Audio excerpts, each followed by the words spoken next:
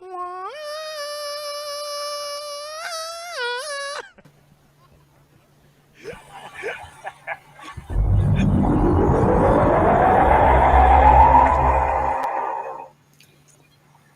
it's time for some Type 40, a little extra Type 40 for you here on the Spacebook channel with me, Dan Hadley, Birmingham's king of the geeks. Here I am with my sticky up here again. So, yeah, so what's all this about then? We had a lot of people watching us live the other night, so I think this will probably be plenty of you. This will be your first or second time on the show, on the channel, whatever. Welcome.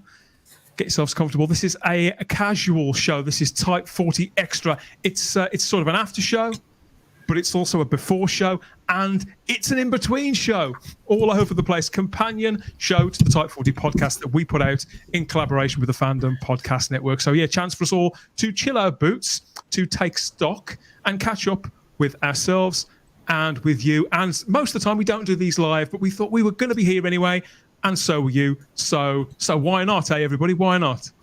Why not, indeed? Hello, everybody. Hello, Spacebookers, and hello, new Spacebookers. You're very, very welcome. Yeah, it was quite an intense evening the other night, wasn't it? On Sunday, when we all gathered, we all rushed to our webcams, didn't we, to say hello to everybody and to welcome our new Doctor too. Have you guys come down from it yet? Does it all seem a little bit surreal? I've come down, surreal, but I'm still quite sort of excited. If that was to describe me. I think for me, because I've been through this a couple of times before, it's there now. It's just done. So, yeah. Put a spring in everybody's step. And of course, it all happened so quickly. And on one hand, we'd got very, very little to go on, but we still managed to get a couple of good hours conversation out of it, didn't we? But obviously, in the time in between, in the 4 or 5 days in between, lots of little details have started to come out. There's even been a couple of interviews. We've got some quotes. We've got some pictures, some lovely, pretty pictures to share with you guys out there to see if you've seen them. And of course, we've got our live chat here on Facebook and YouTube with all our companions in the Type 40 Facebook group and Facebook page. And everybody on YouTube, hello, everybody. Good to see you all. So, yeah, whatever you've got to say about this subject, about Ncuti Gatwa being Doctor number 14, everybody, let us know what you think in the chat. Are you in? Are you out? Where do you sit with it all? And how are you getting on with your binge watches of Sex Education? Because I suspect that come Monday that show went. It did. There was actually something I saw on one of the Facebook posts or something like that from a news saying that suddenly, since the Sunday, it had gone rocketed again as people rediscovered Series 1. Oh well, they're talking about rocketing. No, steady on, Ian, steady on. Talking about rocketing, we have to thank everybody who tuned in for Type 40 Doctor Who podcast. That was live on Sunday night when we had the news that Ncuti Gatwa is the new Doctor. So we put that out as a live podcast. We must be completely mad, hadn't we? A live podcast for you guys on Sunday. The views are rolling and rolling and rolling on that. Obviously, thank you to everybody who's watched. The comments section is absolutely loaded, so thank you for that as well. And if you haven't seen this, if you haven't heard it, it's still there for you to catch up with now. And just like every edition of Type 40 Doctor Who podcast, you can find it on the podcatcher of your choice too. So there's so many options there for you to get us either in front of your eyes or just in your ears, as that sound. So yeah, let's see exactly who's here to share with us, because this is very much what we're moving towards as we head towards the 60th anniversary, isn't it? Everything that we do is all for the love of... It sounds... We should have a sting with that, shouldn't we? Sung by Julie Andrews or somebody? No, what you need, Dan, is more of your recorder playing, because we all love it. Don't we, Ian? Rubbish. Hashtag for the love of who. There you go. Where do we start? Yeah, so it has been a big week, a busy week for some more than others, but particularly for our new Doctor, for Ncuti Gatwa. We've had various quotes. And these are brand new pictures that we've got as well, courtesy of Bad Wolf Studios and the photographer Sarah Lee. So there's a whole set of new photographs that have been released, all in very tasteful black and white. There, it's like a David Bowie photo shoot, isn't it? Art. It's art. What can I say? Yeah, it's art. Very, very arty. So apparently, the Sex Education Star, who plays Eric on that show, he said that he'd known about this since February. He'd been sitting on that. I've got some quotes about Russell T Davies that are going to be coming up a little later on too. But it's been a media. I don't think it's been a media storm. We talked about this a little on Sunday, didn't we, JT? And you said it was rather muted. But it did make the press. It was in the media, but in a somewhat underplayed way than we've perhaps been used to. Well, I'm not so sure that that's a fair comment. I mean, the news made the front pages, which hasn't happened with Doctor Who in a positive sense for quite a while. And when Doctor Who has hit the United Kingdom papers over the last couple of years, especially, it's been derogatory and it's been very critical, and it's been. Is it too woke? Is it politically correct? Jodie Whittaker and Chris Chibnall have featured in it to say, right, okay, they've brought the series down. Some fans, these fans. So it was actually quite nice with these headlines to see some positivity. But the question is, I haven't seen anything again, like on Sunday, where the public has really registered this or taken any notice. I have to be very, very brutally honest. And I think, and I hope BBC Studios and Bad Wolf have gauged that, because I'm afraid they've got a lot of work to do next year. Yeah, interest in everything Doctor Who does seem to be, lower. It's a lower commodity than it was before. Have your experiences been similar, Charlotte? What do you think? Well, I've seen it more just on like YouTube and more social things. That I thought that there'd be more videos. I thought there'd be more sort of people talking, and I was surprised a little bit at beyond the usual people I expected. It didn't really seem to register a lot on like the day afterwards, because obviously time differences. So I do think, yes, it was there. Obviously the news covered it, the papers covered it, but I do agree it hasn't quite had that sort of really bright sort of everywhere sort of talking about it feeling. No impact compared to what we've had. So whilst the Doctor Who community might be buzzing from this because it looks like we've got a lead with a bit of star quality and could have the chops to reach this part and to catapult us into this new era, understandably the British public who've been kind of pushed away are going to think twice, going to be a lot slower to come back to the brand. Let's see who's joining us on YouTube and Facebook, who's welcoming us back this evening. We've got got the lovely starry-eyed girl there, our friend. It's a new picture, isn't it? A new picture of her. There. Penny Lane, apparently. Penny Lane in Liverpool, fabulous. She's on her way to a school concert, so couldn't make it tonight. But how lovely that. Stop by and That'll say be a hello. fun evening, Starry. Yes. Fabulous. We've got Crimpling to Blue in with the ahoys, as always. Always ready with an ahoy is Crimpling. What about us? What about me and JT? Bloody Charlotte. Hi, classic 80s. Hello, everyone, and salutations, JT. Yeah. Aren't we looking? Yeah. And if we've got any new Facebookers in there, hi, Lothoff, let us know who you are. Say hello to us. Be nice to see you. Yes, what's the we know you're there now. First-time callers, first-time commenters. That'd be okay too. If you have just found the channel, get in touch, drop us a comment, say hello, and give us an idea about where you stand with the 14th Doctor. I know it's a long way until we get to see him in action, but what's your gut instinct? Are you in? Are you out? Whatever you think. It's that whole thing again, isn't it? I hope they don't keep labeling him the 14th Doctor, because in this house he's the 13th. It could get confusing in my little head. Well, there's been some question about this because apparently in the press releases they haven't specified which number Doctor he is. They've dropped all that 14th Doctor business. And of course, there's so many rumours now starting to swirl up about the 60th anniversary special. It could well be the case that although he is the next full-time Doctor, that there could be another Doctor between the one that's about to depart. Either that or they're just being sensible and calling him the Doctor like we used to do. Because we never used to. When a new Doctor came along, or when fans were referring to him in articles, we would always say, the third Doctor or the fourth Doctor. But actually, it was always just the Doctor. We never did all this number nonsense. And now that's been thrown straight out of the door from the day of the Doctor onwards, hasn't it? So I think this it's the Doctor. Get on with it. Yeah, they used to, before that, JT, they used to call him Doctor Who, the next Doctor Who, didn't they? In the press, they absolutely did, because that was the name of the show. Yeah.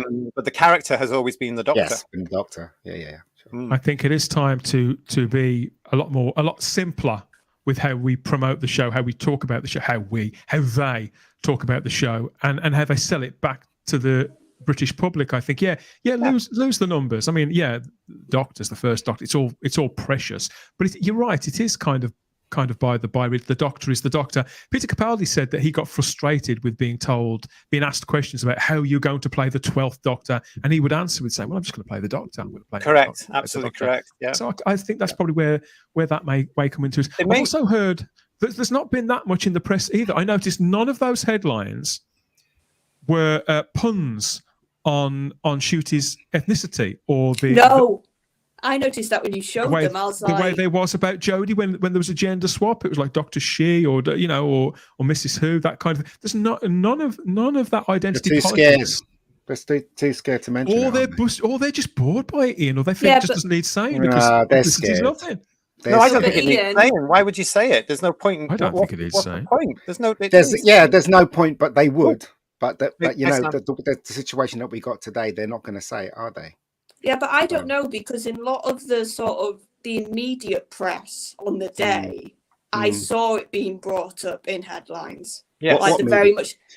What media press? Like on the telly when it was on the news telly, okay. or anything like that, they were referring to him like that. So that's why I'm a bit surprised actually that the papers didn't follow suit. Well, I'm just saying our press up here focused more on the fact he's a Scot. I think which is correct. Scared. Yeah. They're scared to say the first Black Doctor. I think they're scared because it's not in vogue. It's not the thing you should say today.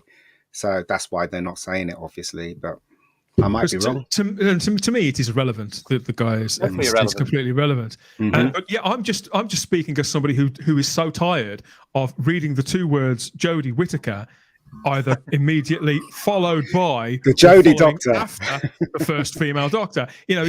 You don't need to tell us every time. It's been 5 years. We know. Sam is watching on YouTube and says, "Evening all. I'm currently in a McDonald's car park in Chroma. Of course, he's in Chroma. The Brigadier would approve. Hope everyone is well. Yeah, we're all the better for seeing you, my friend." But Sam, are you doing what the Brigadier did in Chroma? Yes.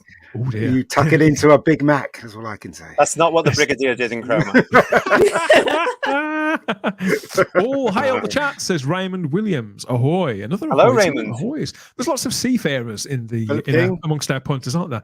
Philip King says hi with a Minecraft gizmo there. Hello. That's his icon. Got the wonderful problem being here. So hyped. And Who Van Down has come down with COVID yesterday, and he feels like he's got a really bad cold. So get well soon. There, Dan. Get better. Okay. Yeah, Vanessa's there. Okay, I'm Hi, back. Vanessa. Hey all. Hey all. Hey Vanessa. Good to see you as always. Hello, Han. I'm going to have to do it again. The Darren Zone. All right, Darren. Darren, I hope you're keeping out of trouble. Fantastic. Okay. Yeah, so there's a lot to get into. As you can imagine, there's a lot been said. I mean, we haven't had as many well wishers as maybe on previous occasions either. I think it has been slightly more muted, but only slightly. But what I'm finding encouraging is, I mean, they've got these are the wonderful pictures that we've got from Sarah Lee and Bad Wolf Studios here from the red carpet there at the BAFTAs. Now, the BAFTAs video, which we played part of on our podcast the other night, that set a few cats amongst a few pigeons, and about some things, some questions that were asked and some answers that were given concerning what getting the part means to the young actor. And Russell made a few comments too, more politically led comments. I don't know if they're necessarily things that may impact on the way that he makes Doctor Who in the future. I don't see why they should. And the Russell T Davies of the past certainly isn't that kind of writer. And the interviews that we've recently seen with him with the people from Pride would seem to point out, we played one on Type 40 Live, didn't we, that he's got his priorities straight. But he's asked, my view about this, guys, is that Russell and Ncuti were both asked pretty straight questions on the carpet, personal questions, and the answers they gave, they weren't pre-approved. They weren't from a scripted interview or from a press release. It was two guys giving their honest answers, and we may like some of the things they said, or we may not. But I think to hold it up as some sort of standard and use the things they said as potential sort of red flags about where the series could go, I feel is very previous. And yet some people out there are doing that, JT. Oh, well, that's sad to hear, and it's very disappointing. And I'm aware of some things that have gone on. I mean, one thing we have to understand, this was the BAFTAs. We know what show business is like here in 2022. We understand what's going on. we just have 5 years of it, for example, on our favorite TV show, Doctor Who, being shown in all its stereotypical glory. You know, it's all been there, flashing lights, blinkers, the lot. With the BAFTAs, because you've got all these people here now, Ncuti was the most popular person on that red carpet on Sunday. Everybody really? wanted to speak to him. Everybody wanted to speak, and God love him, he did. He was on that red carpet for hours apparently, and he went round every single one of them because he knew they wanted to talk about him becoming the Doctor, and he went round every single one and he gave them time. And from what I can understand, when you see, I've seen clips of him at the beginning with Russell being very, you know, with him there, very, you know, absolutely with him there, looking over him like a bodyguard. He starts talking about, and his joy and his passion's coming out, but try doing that when you're 50 in. And at somewhere along the line, somebody's obviously asked him about this whole diversity and inclusion topic. And they've continued that from that point. And I think basically from my point of view, what he's done is he's just said, right, they're going to ask me about this. I'm going to bring it in and I'll save time, because he had to get through people. And he had couple of assistants who were telling them, you've got so many more people to go, hurry up. But God love him. From what I've heard, he went round and spent time with every single member of the press or whatever you want to call them nowadays, and talked to them.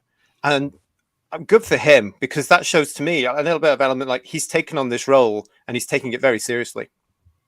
That's what we want of a Doctor. I mean, I suppose, because Peter Capaldi famously doesn't leave a venue, does he, until everybody who is there to get an autograph gets one, whether his hands are aching, whether he's got to, within reason, I suppose, whether he's got to be somewhere else or not. He does his level best to make sure that no one goes away thinking, oh, you know, I nearly met the Doctor, I nearly got his autograph. He tries to make sure that they do. Ian, I was wondering how you're feeling about this a few days on, because you're the most negative amongst us, weren't you, on Sunday night? And you've taken a little bit of heat. That's unfair. I'm not negative at all. I've told everyone, and I've said in multiple. Well, I'm using the word negative. You were the least enthusiastic to see Ncuti cast. That's what I should say. I've made it no secret that I think he's the wrong casting, but as I keep saying, which everybody only hears, Ian thinks he's the wrong cast, but they don't hear when I say I wish him luck and I hope it works. Nobody ever hears that. Exactly. So I got a few texts from people going, what, you don't like him because he's black, you don't like him because of this, that, the other. And I'm like, did you not hear what I said on the stream? They only heard what they wanted to hear, right? And I will say it again for the cheap seats. I wish this man luck, and I hope this works. I'm positive, but I'm also wary. Okay, and that's the reason why I've asked you about it. You know, of course it is. But the reason why I've asked you particularly is because some of the concerns that you raised at the time. You know, Russell T Davies, immediately the next day, we had a few quotes from him. I mean, I don't know when. That's the thing about these interviews. You know, we had an interview from Russell with the Radio Times, which we had the very, very next day. In fact, let's get it up on screen. Now, I would say about these things that with these puff pieces, with places, particularly the Radio Times, we know are the biggest bunch of shills going. It used to be a noble organ, didn't it? It's had this long-standing relationship with Doctor Who. But now it's pretty much full of clickbait, and the writers that they employ, I use the word writers loosely, the people they employ to put words on the page, or in this case on the screen, are often they're either really, really complacent, or they really go overboard with blowing smoke up famous people's bottoms, don't they? But with this, we have this bit with Russell T Davies. Now, this was up on their website on the Tuesday, I beg your pardon, and it says the new Doctor Who casting wasn't about diversity and representation, says the writer, because this is what we talked about. Ian, you know, you specifically mentioned what we know as the woke agenda, didn't we? So I wondered if you'd seen this.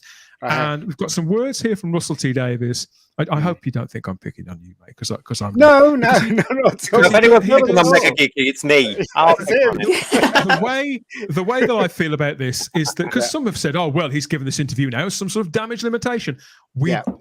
I mean, the way I see it, we do not know when this interview was given to the Radio Times. It could have been given before the BAFTAs. That's common practice, that these things, they have conversations with Well, it says there, Dan, sorry, it says speaking on the red carpet on Sunday night's BAFTAs. Oh, okay. So well, that's told me. Yes, you're absolutely right. Yes, I sit corrected. So yeah, he said, yes, simply the best actor walked into the room. And I'm aware that now this is what we've said. This is what we've been saying for months on Type 40 Live. All we wanted was for them to employ the best actor that turns up. And he says, I'm aware that all this comes with it. So that's what you're saying, JT, isn't it? He means the conversation, the dialogue, the questions, the narrative. All this comes with it. But I think if you're 6, you don't care. And that's genuinely the fundamental reason to me, which is absolutely right. Now, we haven't been cheerleaders for Russell T Davies this last 7 or 8 months. Despite our initial euphoria at the beginning, we have had reservations about things that he's said and done since. So it's not like we give this guy an easy time. But I think when somebody comes out right away and addresses this right away, we have to take it with face value. Russell T Davies is not a man with a history of bullshitting either the general British public or the Doctor Who fans, because this is a guy who really doesn't, I won't say he doesn't care what he thinks, but I think he speaks very, very confidently with a sort of take it or leave it attitude. What do you think, Charlotte? No, I really was encouraged about these comments. And some other one, I don't know if it was Russell or Ncuti, because like I said, all these interviews almost became muddled who said what. And they also, whoever it was out of the two of them, also talked about escapism, actually used the word escapism. Ncuti, yeah. And said about how the Doctor's an alien. Like it's the Doctor is their own character. It's nothing to do with almost real life things. It's fantasy, it's escapism. So I think taking that and the quote about fighting monsters for me shows that yes, they've had some of these smaller comments in some interviews, but if you look at how they talk when they're very focused not on the industry, because that's what they were talking about in that BAFTA piece. It wasn't about Doctor Who, if you really listen. It was about telly. It was about the industry.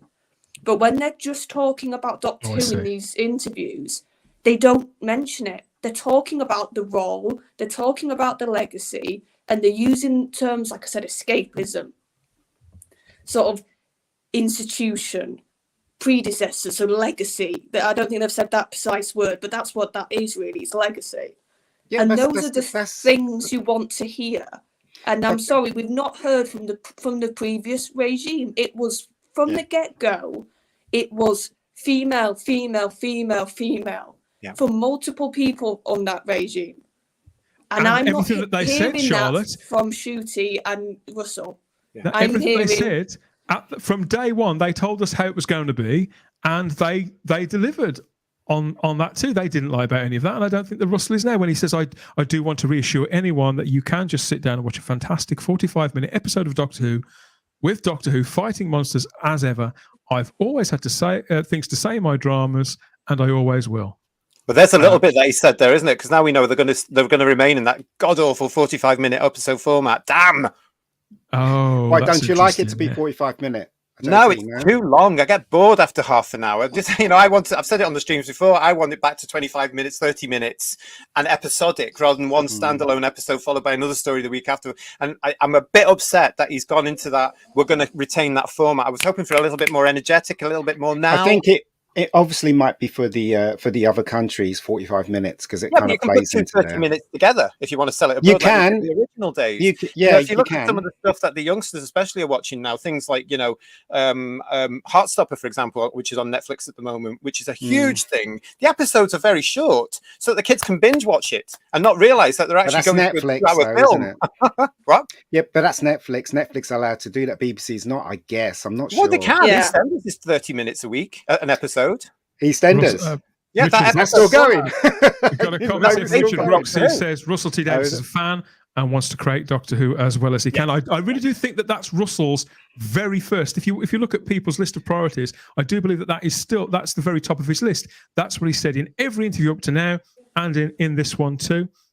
Jack Thurston quite rightly says it's completely understandable that people are dubious about the possibility of more woke politics. They need to earn back people's trust. And I feel that quotes like this, that rolling the stall out the way that Russell has, there's an equal the right side. way to go.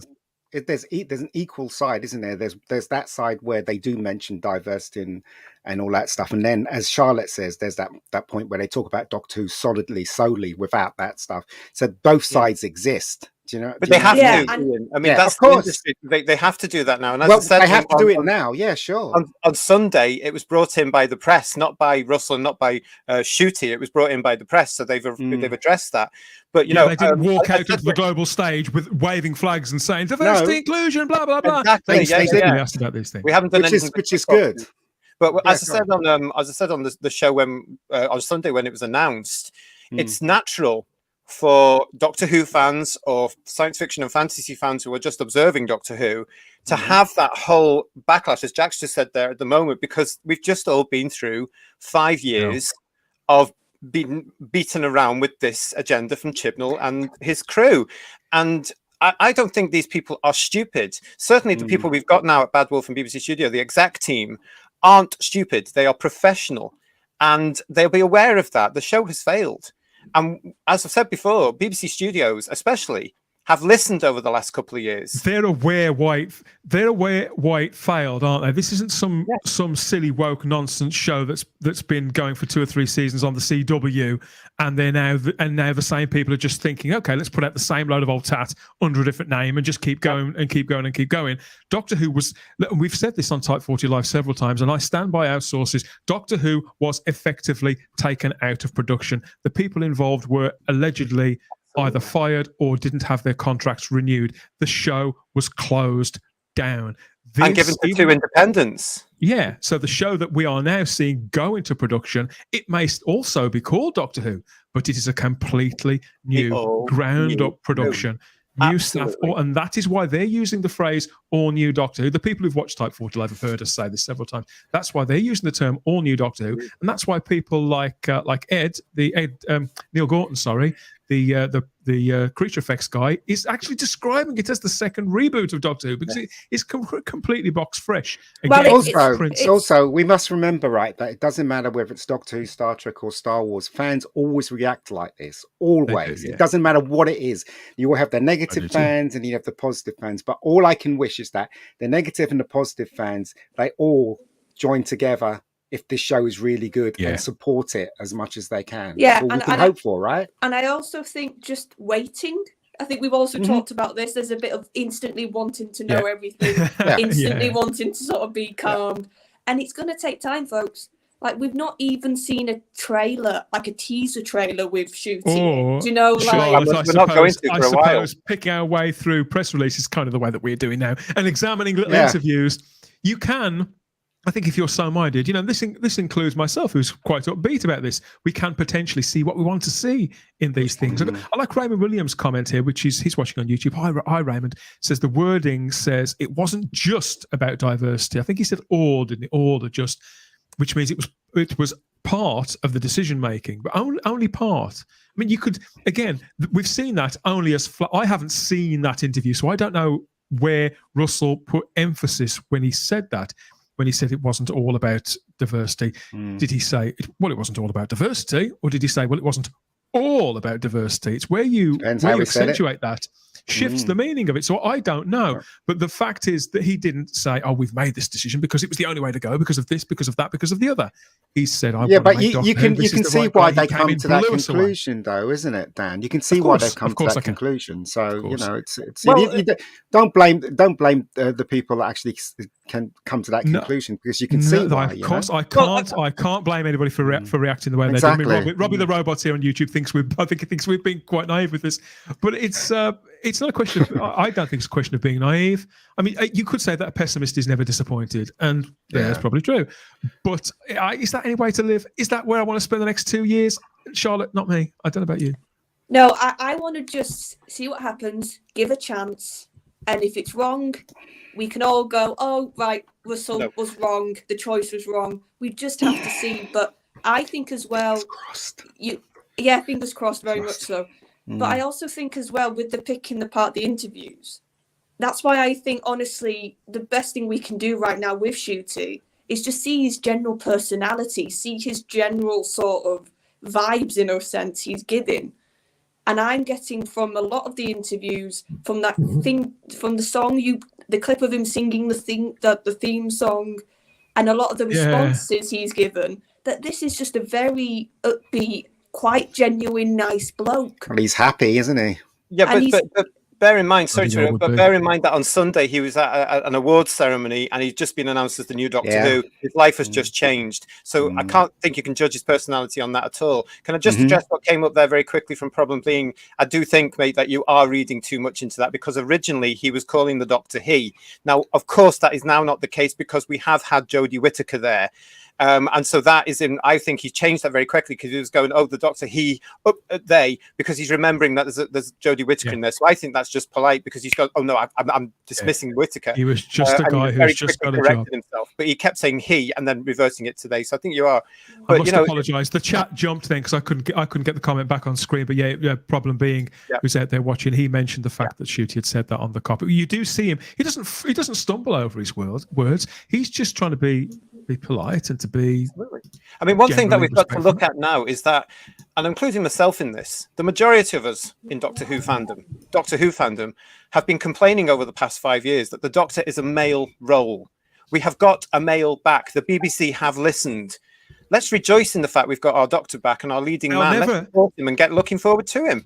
JT, they'll never acknowledge that they've listened, will they? But it's clear that they have. Just as it's clear that Russell T Davies, more to the point, the Bad Wolf, got involved, that they farmed this out to an independent, and Bad Wolf in particular, to save this intellectual property. This is a rescue package from the ground up on this brand. John Yulden says, does anyone else think that already the marketing and PR seems much slicker than the previous production? I don't know about slicker, but I think it's more tactful. And it's classier. I think it's classier.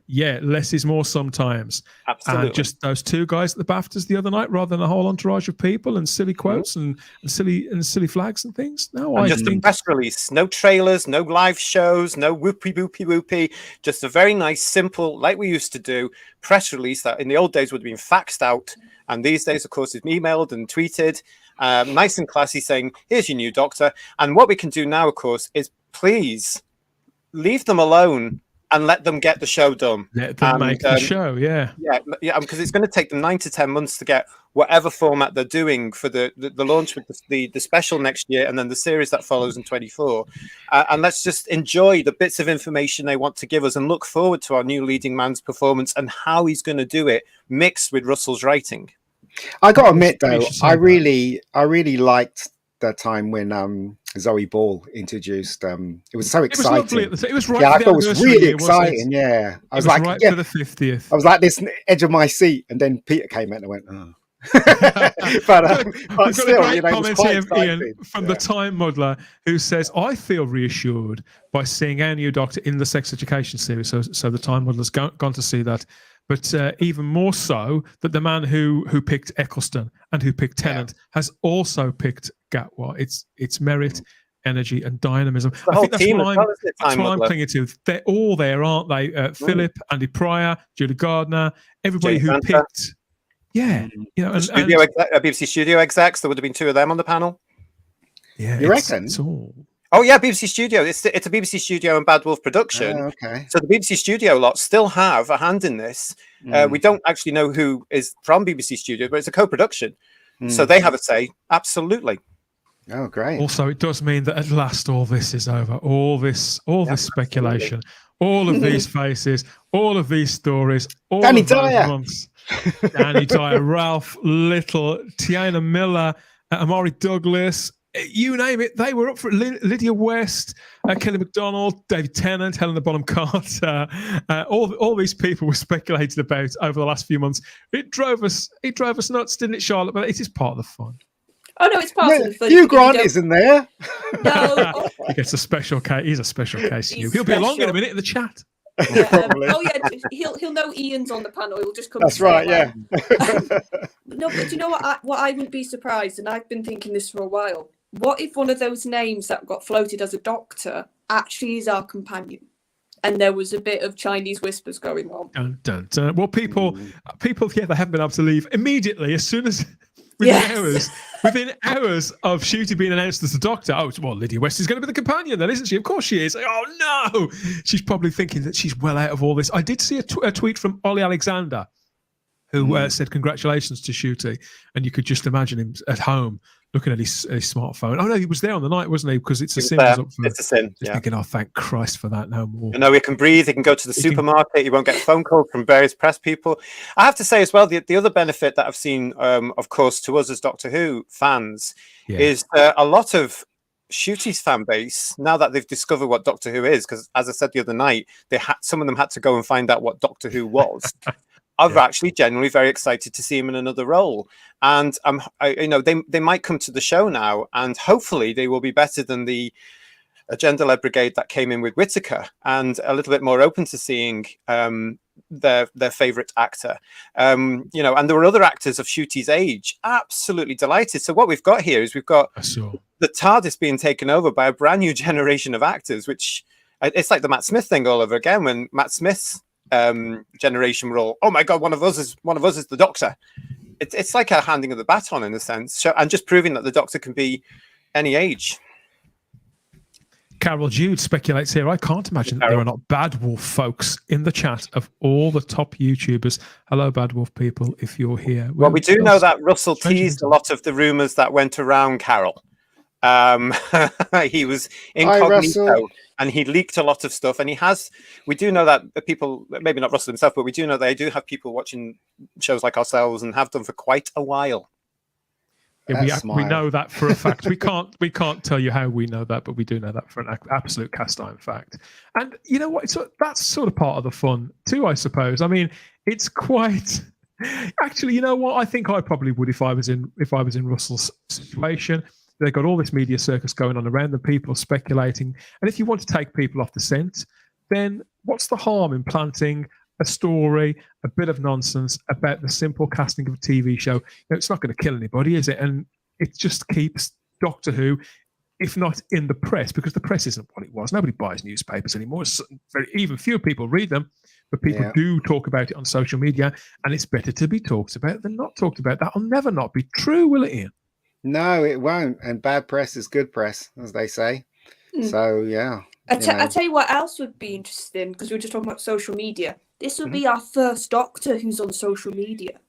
This would be our first Doctor. I don't think he will be for long, Charlotte. That's not what he is, though, because it would be an interesting dynamic to have that sort of way to interact a bit more and to sort of do stuff a bit more. I'm expecting a blackout, to be honest. I'm expecting some sort of direction from the production team to say, concentrate on the show and say nothing, because he isn't the first Black Doctor, is he?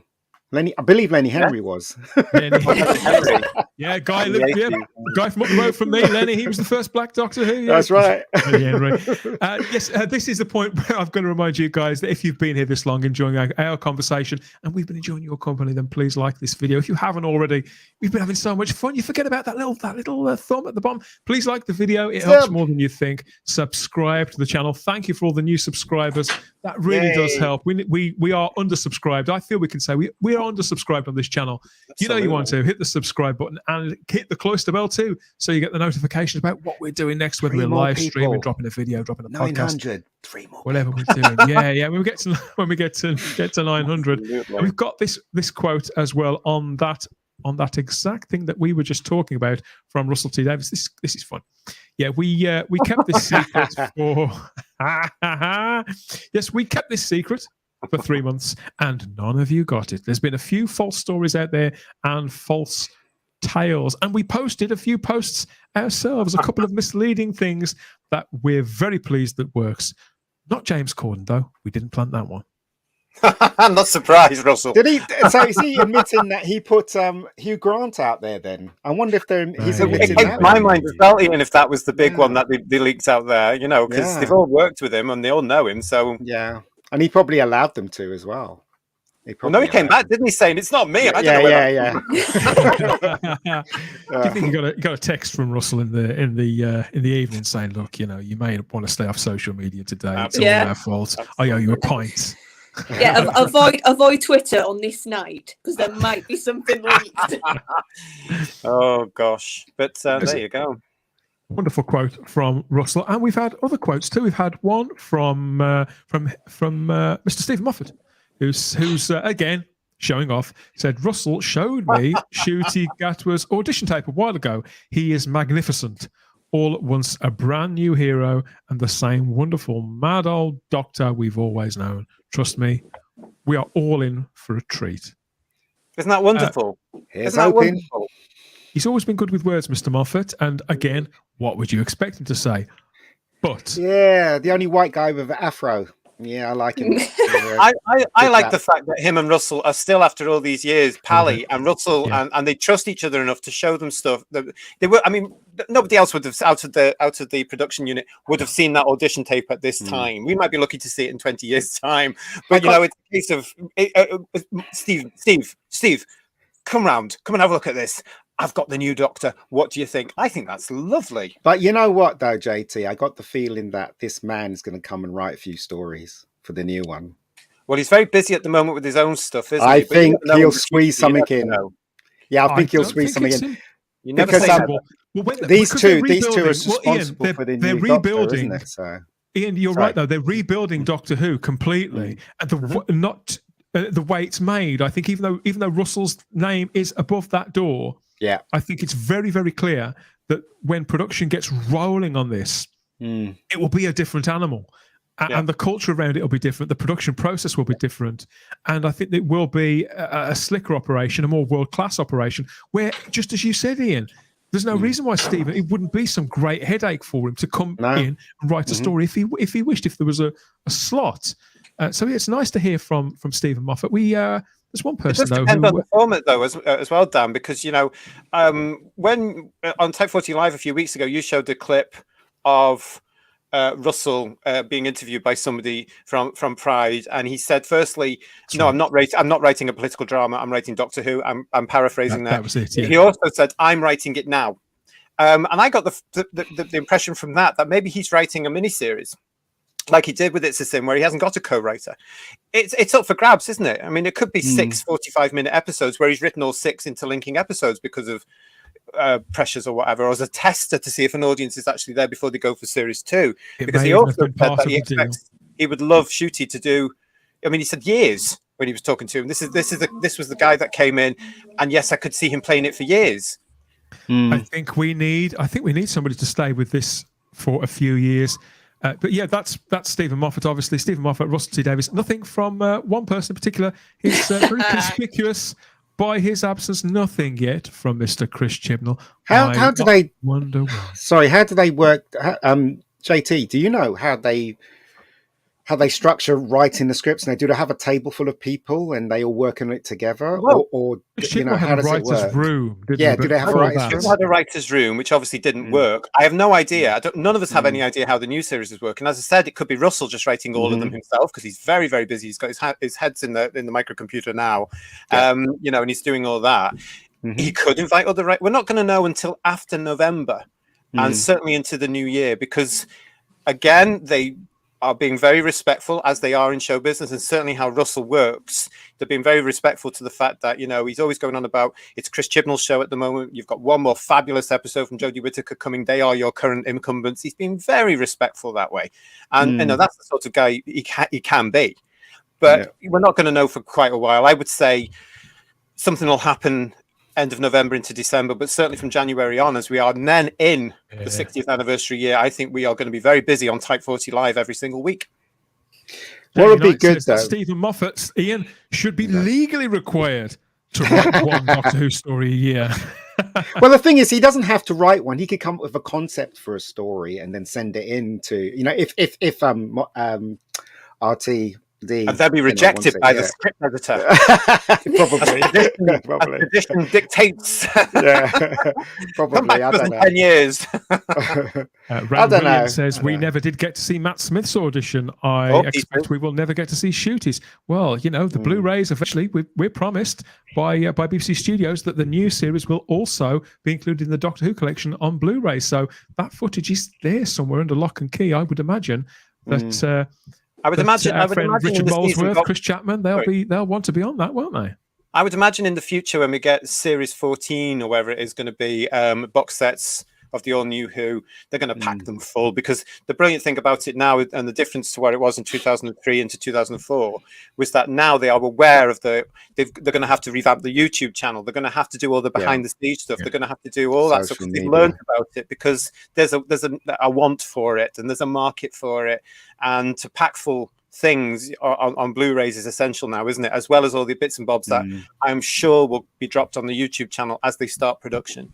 Do you think they'll bring back? Do you think they'll bring back the little short stories and put them on YouTube? And how about the behind the scenes stuff they used to do when David Tennant used to? I really loved watching that. I think they'll bring back that, but I think it'll go straight on the YouTube channel, because they'll own it. I do see a revamp of all the marketing coming through, because it's BBC Studios with Bad Wolf.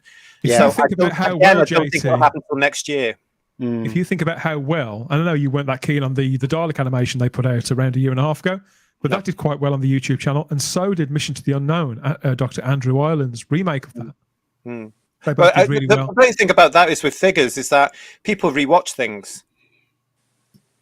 Pushes the figure up every time somebody watches something, which we shouldn't say on our show, but it does. And it just makes it look really good. So, but I can see a revamp coming, and they've got a whole, a plethora of ideas that they could put onto that to get people, especially fans, informed or tasting or really whet the appetite as they build up to that momentous November 23rd, 2023. I know that Hugh Laurie, they showed Hugh Laurie's audition for a house, and it was in his hotel room, and he just videoed it himself, and he got the part just basically on that. So I wouldn't be surprised if they put Matt Smith's thing, if it comes out on Blu-ray or something like that, the new one. I wouldn't be surprised if they put the others on there too. So, we'll find out. The picture that we've got up on screen at the moment, just want to explain to people, this is, obviously it's Russell T Davies and Ncuti Gatwa there, with Phil Collinson, the returning producer, and probably one of the most most noted casting directors in Great Britain there. That's Mr. Andy Pryor at the front. This is one of his selfies, in case you wondered who that guy was there. Yeah, and I was just quickly going to add, Russell has talked a little bit about the audition now. I saw today, he said it was an 8-page sort of document or thing that they all got given, and they had to learn and actually come and deliver it. So he has talked a little bit about it. So maybe that means there's a possibility in the future, when they want to, they could maybe release it. Yeah, they could, because they know they've got an inbuilt fan base. I mean, it took years for the 1995 auditions to come out for the role of the 8th Doctor. I mean, we didn't get to see that till nearly 20 years later, because they realized, well, hang on, look, we've got all this stuff here just waiting to go out, clear it, and then put it out. And then we all went, oh my God, I didn't know that. And, and that would have been interesting. And that would have been, these things are there for them if they want to, and if they can get the clearances on them in the future. There's no rush.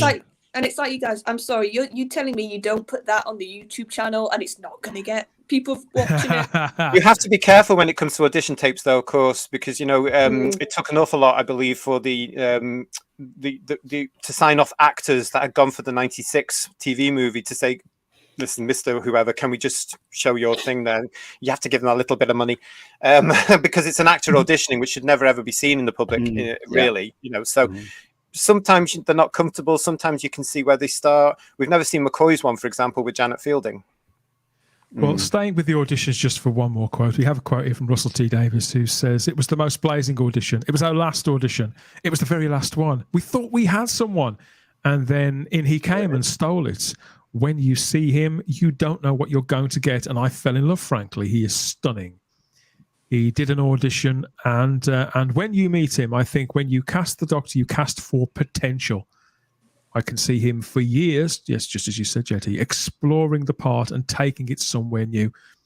That's what I felt. I feel it in my heart. We can go anywhere with this, and with the bright.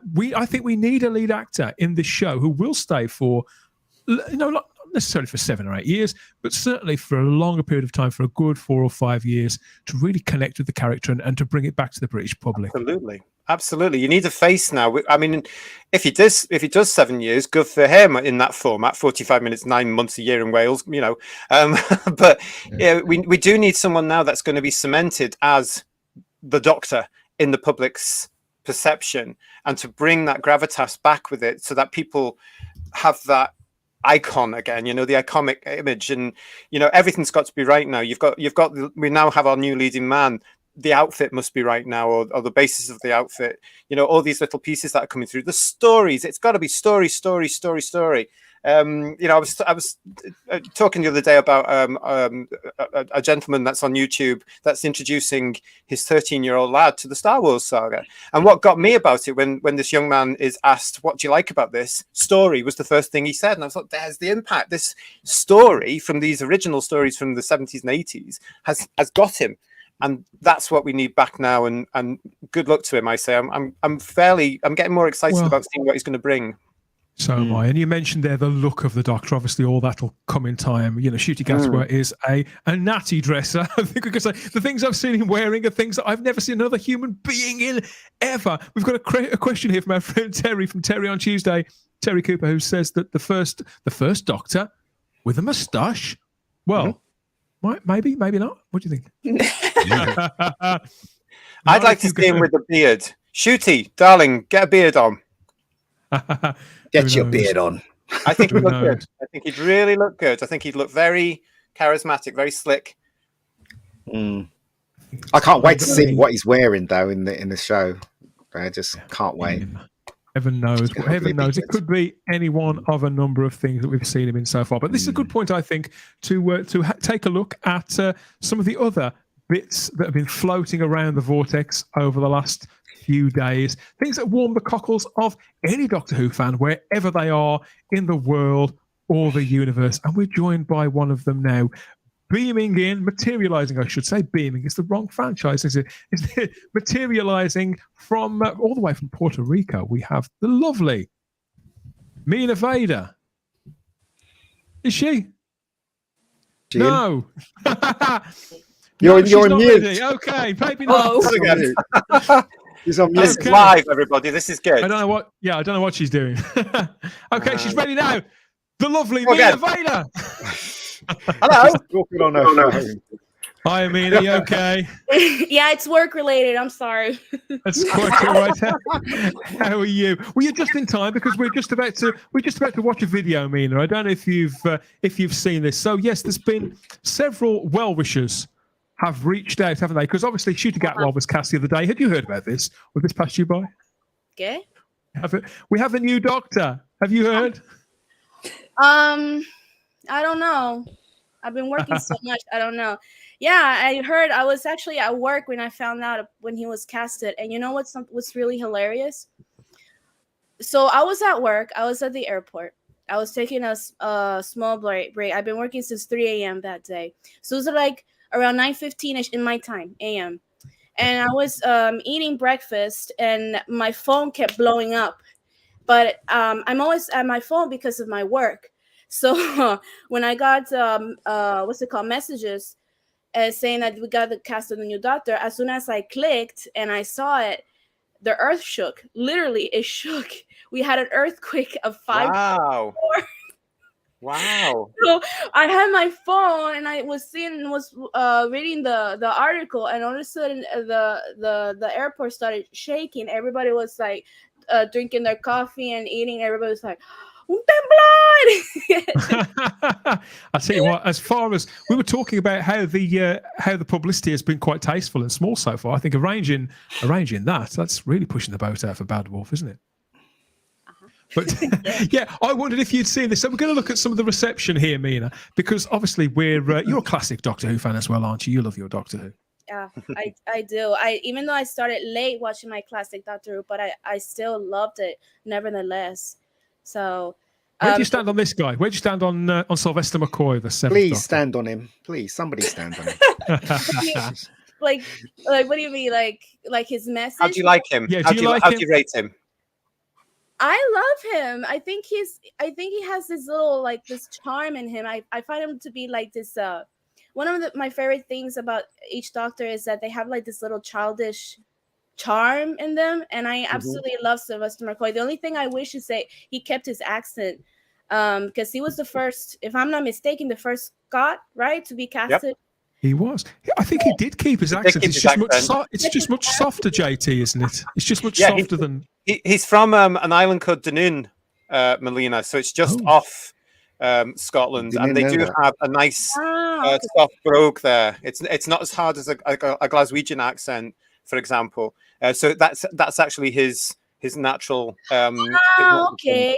Okay. Mm. So it's not like and pardon me, right? Because I'm obviously I'm not from the UK, so Well, so that's not your fault. We won't hold that against you. so it's like David Tennant, but David Tennant makes an English accent, right? Because Mhm. his accent is more is RP. the correct word roguish? Is that roguish? Scottish. But Scottish. okay. But when you say rogue, does it mean like it's stronger, the accent? No, it just means a resonance, a tone. Ah, okay. But he made an English accent. But Peter Tennant Capaldi did, yeah. stay with his accent. So is Ncuti's gonna keep his accent? I wonder. We don't I know.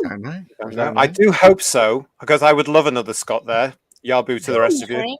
I don't know. Well, the thing that I don't understand is that I got like people saying like, oh no, they prefer like a more like a English accent, like neutral accent, because we don't understand it. But I don't understand half of the times when people talk. Well, I think that wherever it goes, we'll get in step with however the accent is in due course. I mean, one thing I noticed about Ncuti, and I've heard him talk about his accent. Apparently, he's quite conscious of his accent. He's aware that it sounds like lots of different things. And to be honest, I mean, one of my favourite movies is Highlander, the 1986 movie that starred Christopher Lambert. And if you remember in that, don't stop, JT. There can only be one. It's one of my favorite movies, and one of my favorite film characters too. And one of the reasons why I've always liked Conor McLeod is because he's obviously got that sort of time lordy kind of quality about him. He's got that time lordy kind of quality about him. But obviously he's a Scotsman. He's originally a Scotsman, but he's been traveling the world throughout the Highlander film. And they ask him in that, it's a funny accent. It's a funny accent you've got, Nash. Where are you from? And he answers, lots of different places, in that kind of chopped accent that's a bit of this and a bit of that. And I think that if Ncuti has an accent that it's hard to pin down, okay, that's not received pronunciation, but it is distinctive. It is kind of alien and unknowable. And for all that I want this Doctor to be a warm presence, I want them to bring back that unknowable alienness that's in the dead center, that darkness in the center somehow. I mean, we have to remember that Melina, is for Tennant's Doctor, the reason that he spoke like that was because in the narrative of the story, he attached himself as he regenerated to Rose, who was quite frankly common, and he sort of emulated her accent, so that he came off like that, and that there was supposed to be that bond between the regeneration between Rose and the Doctor, whereas this time round, this is where we're going to, people have to understand that Ncuti is an actor. He has had some experience there. Yes, okay, he's had his breakthrough with one show, but he's also done Shakespeare, which would have called for a particular voice. He will be looking at that. They will be testing out various ways that he's going to present himself and stuff. That's what's exciting for him right now, I would imagine, to say what's it going to be. He's capable of doing all sorts. I mean, he can do London, he can do Scottish, he could do his Rwandan thing because he's got a Rwandan family. He could do... they'll test it out and they'll see what fits the portrayal that he's going to do, and that's where we're going to see, because I don't think this time around he's got any. Well, hopefully he won't have anybody to attach himself to. So Dan, to address your point, maybe it will be slightly alien because he knows the Doctor's an alien. It's nice to hear an actor actually admit that again. We haven't had that for a little while, have we? And it's nice to see. Well, at least if we may be playing catch up, depending on whether we've heard his accent before, or we may take a while to get used to those kind of choices that any actor makes. At least we know that the Doctors can understand one another. Check this out. This is Sylvester McCoy and Ncuti Gatwa.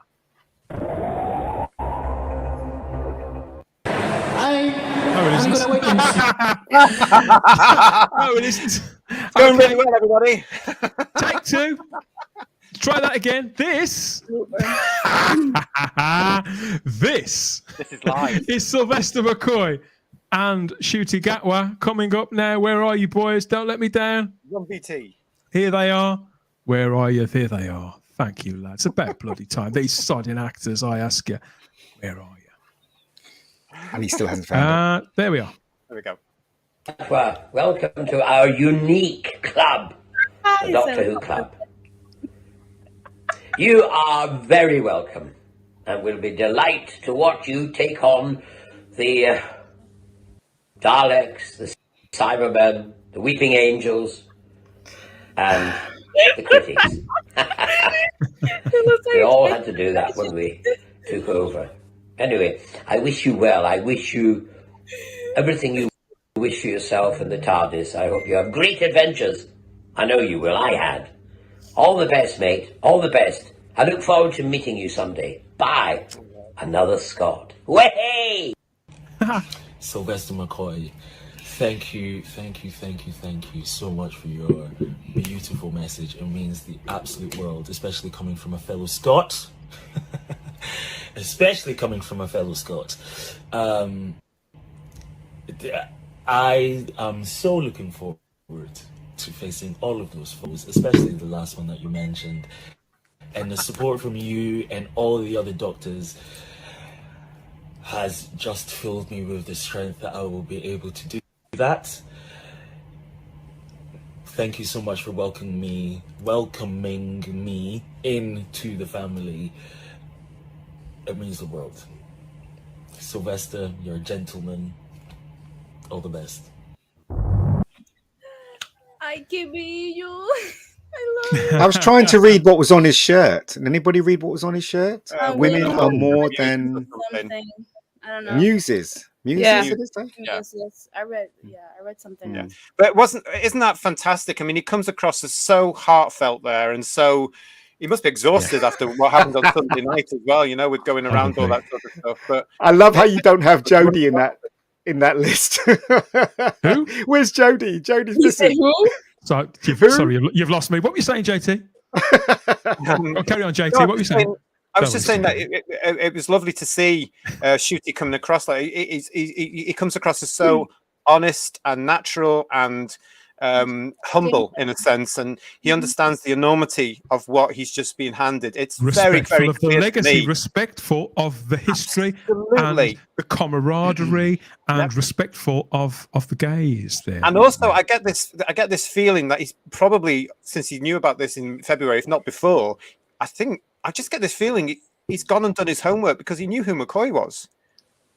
You know, he's very familiar with McCoy in that sense. So I've got this feeling he may have done his homework, which hasn't happened Before. In a long time. Right? diplomatic, but certainly Capaldi would have done his homework because he didn't have to. No, he didn't have to. Smith, we know, did. He did. Tennant wouldn't have had to. Eccleston even did a bit.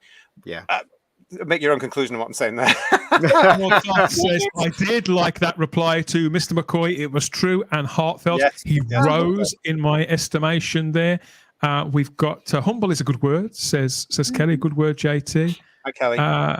We have Carol Jude said he's got such a pleasant tone about him and he seems a bit overwhelmed and excited. Do you think he seemed very excited there, Melina?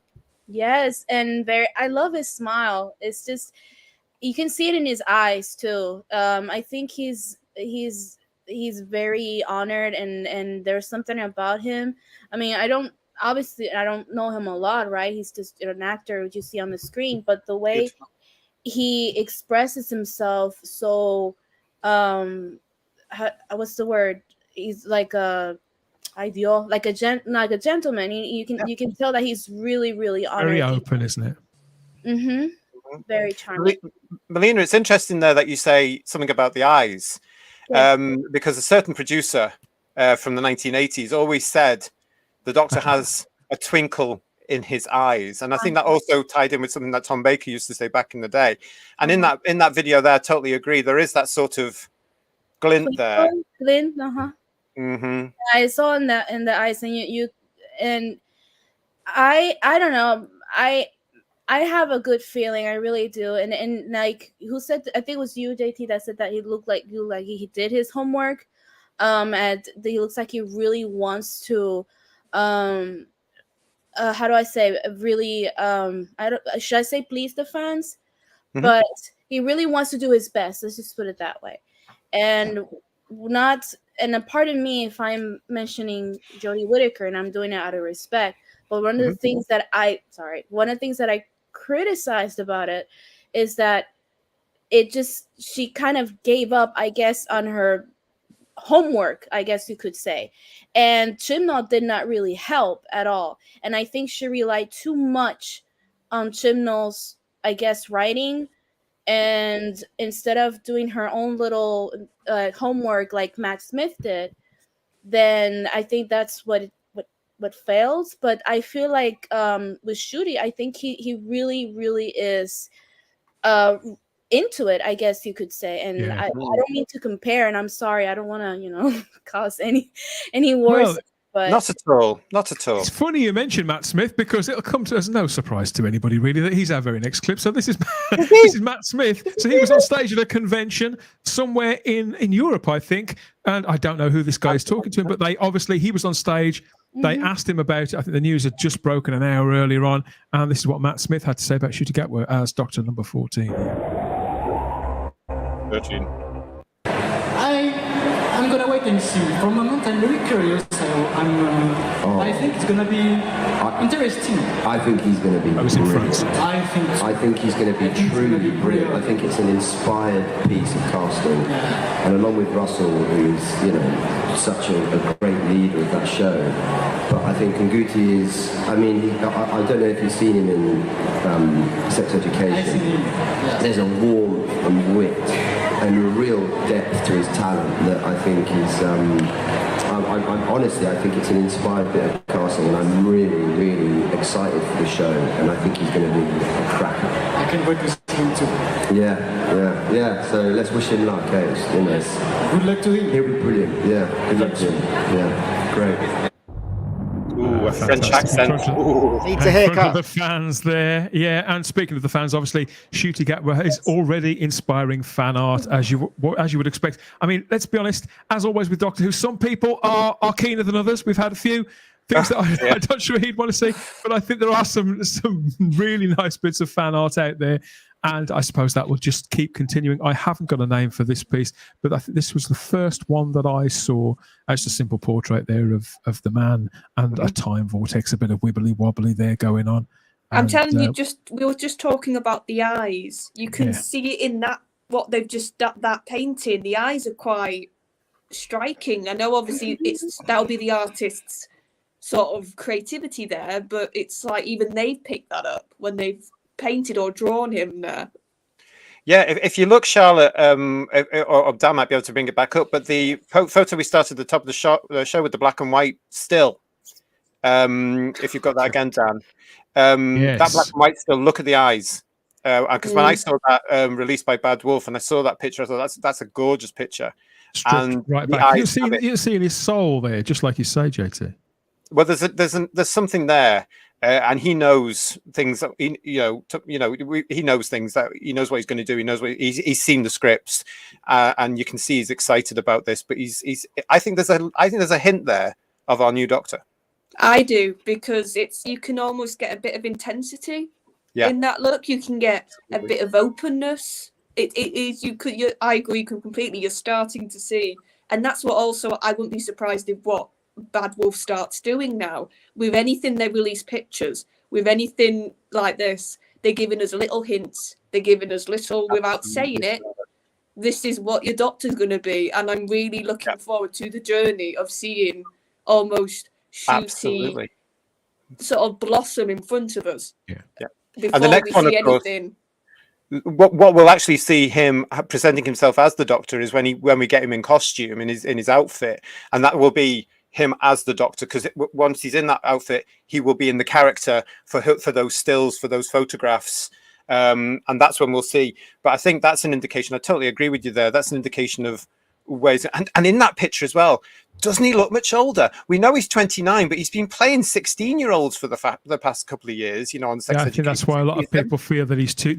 I see a lot of people with instinctive initial reactions saying he's just too young. He's 29. Yeah, but he's 29-year-old man. I think Matt Smith was about to pack it in by the time he'll be playing. Well, by the time he's actually on TV playing the role, he could be 31. By which point, I think David Tennant Well, how old is David Tennant? He was like 30. David's my age. 33, 34, yeah. I think My age now. It must have been, But yeah. man, these people, man, they're gonna complain about it. I think he's too old. He's too young. Mira, just wait for the excuse me, for the freaking thing. just for it. But the thing is that this is what fans do, don't they? They say stuff now. like this and everything. They've always done in the pub. I remember before social media, we used to be saying the same things. You know, Not he's really. not going to work. He's going to work. He's not going to work. Do you know what I mean? So it's the usual. Agree. I mean, when Colin was cast, I don't remember any of us going, "Oh, he's too old." I don't remember any of that at all because that didn't come into it. True. No, it didn't. But there was other things to talk about too. We weren't as obsessed with that trivial nonsense. What we were more obsessed about was, well, he's a big rugby type guy. What's his doctor going to be? You know, and all that sort of stuff. I mean, it was insane. But we look at Ncuti now. He's the same age as Davison was when Davison was cast, and he's still older than Matt Smith was because when Matt Smith won the role, he was 26 years old. From an old fan like me, it's too bloody young. But you know, it's great. I mean, in that picture there again, when I saw that beautiful photograph, and it is gorgeous. And what an eye that photographer has. I think her name's Sarah. What an eye she has. Yeah. Beautiful. But I just thought, there he is. There's my next doctor. I can see him there. Yeah, that's the point. I mean, for me, it doesn't matter the age. First of all, he's a fucking alien. Okay, so it's like he takes a form, so firm, a certain face, and the point is, it doesn't matter like if it's young or old. The point is, do you see the doctor here? And that's how I see it. When you see it in actually performing, that's when you actually know. It doesn't matter the age. Look how young Matt Smith was, and that man really certainly brought so much passion into his characters, to the doctor. Yes, very much so. And that's the important thing. Doesn't matter the age, it's the talent. That's what matters. Belina, I don't know if you know this, but when Davison was cast back in the day, a fan, it was an actual fan that said, "Oh, it's going to be," before he was seen on television and before they started filming Davison's first episodes, a fan actually said, "Oh, this is going to be watching an old man trapped in a young man's body." And that's one of the things that Davison heard and put into his portrayal. And you can actually see that now to an extent. Smith also heard that.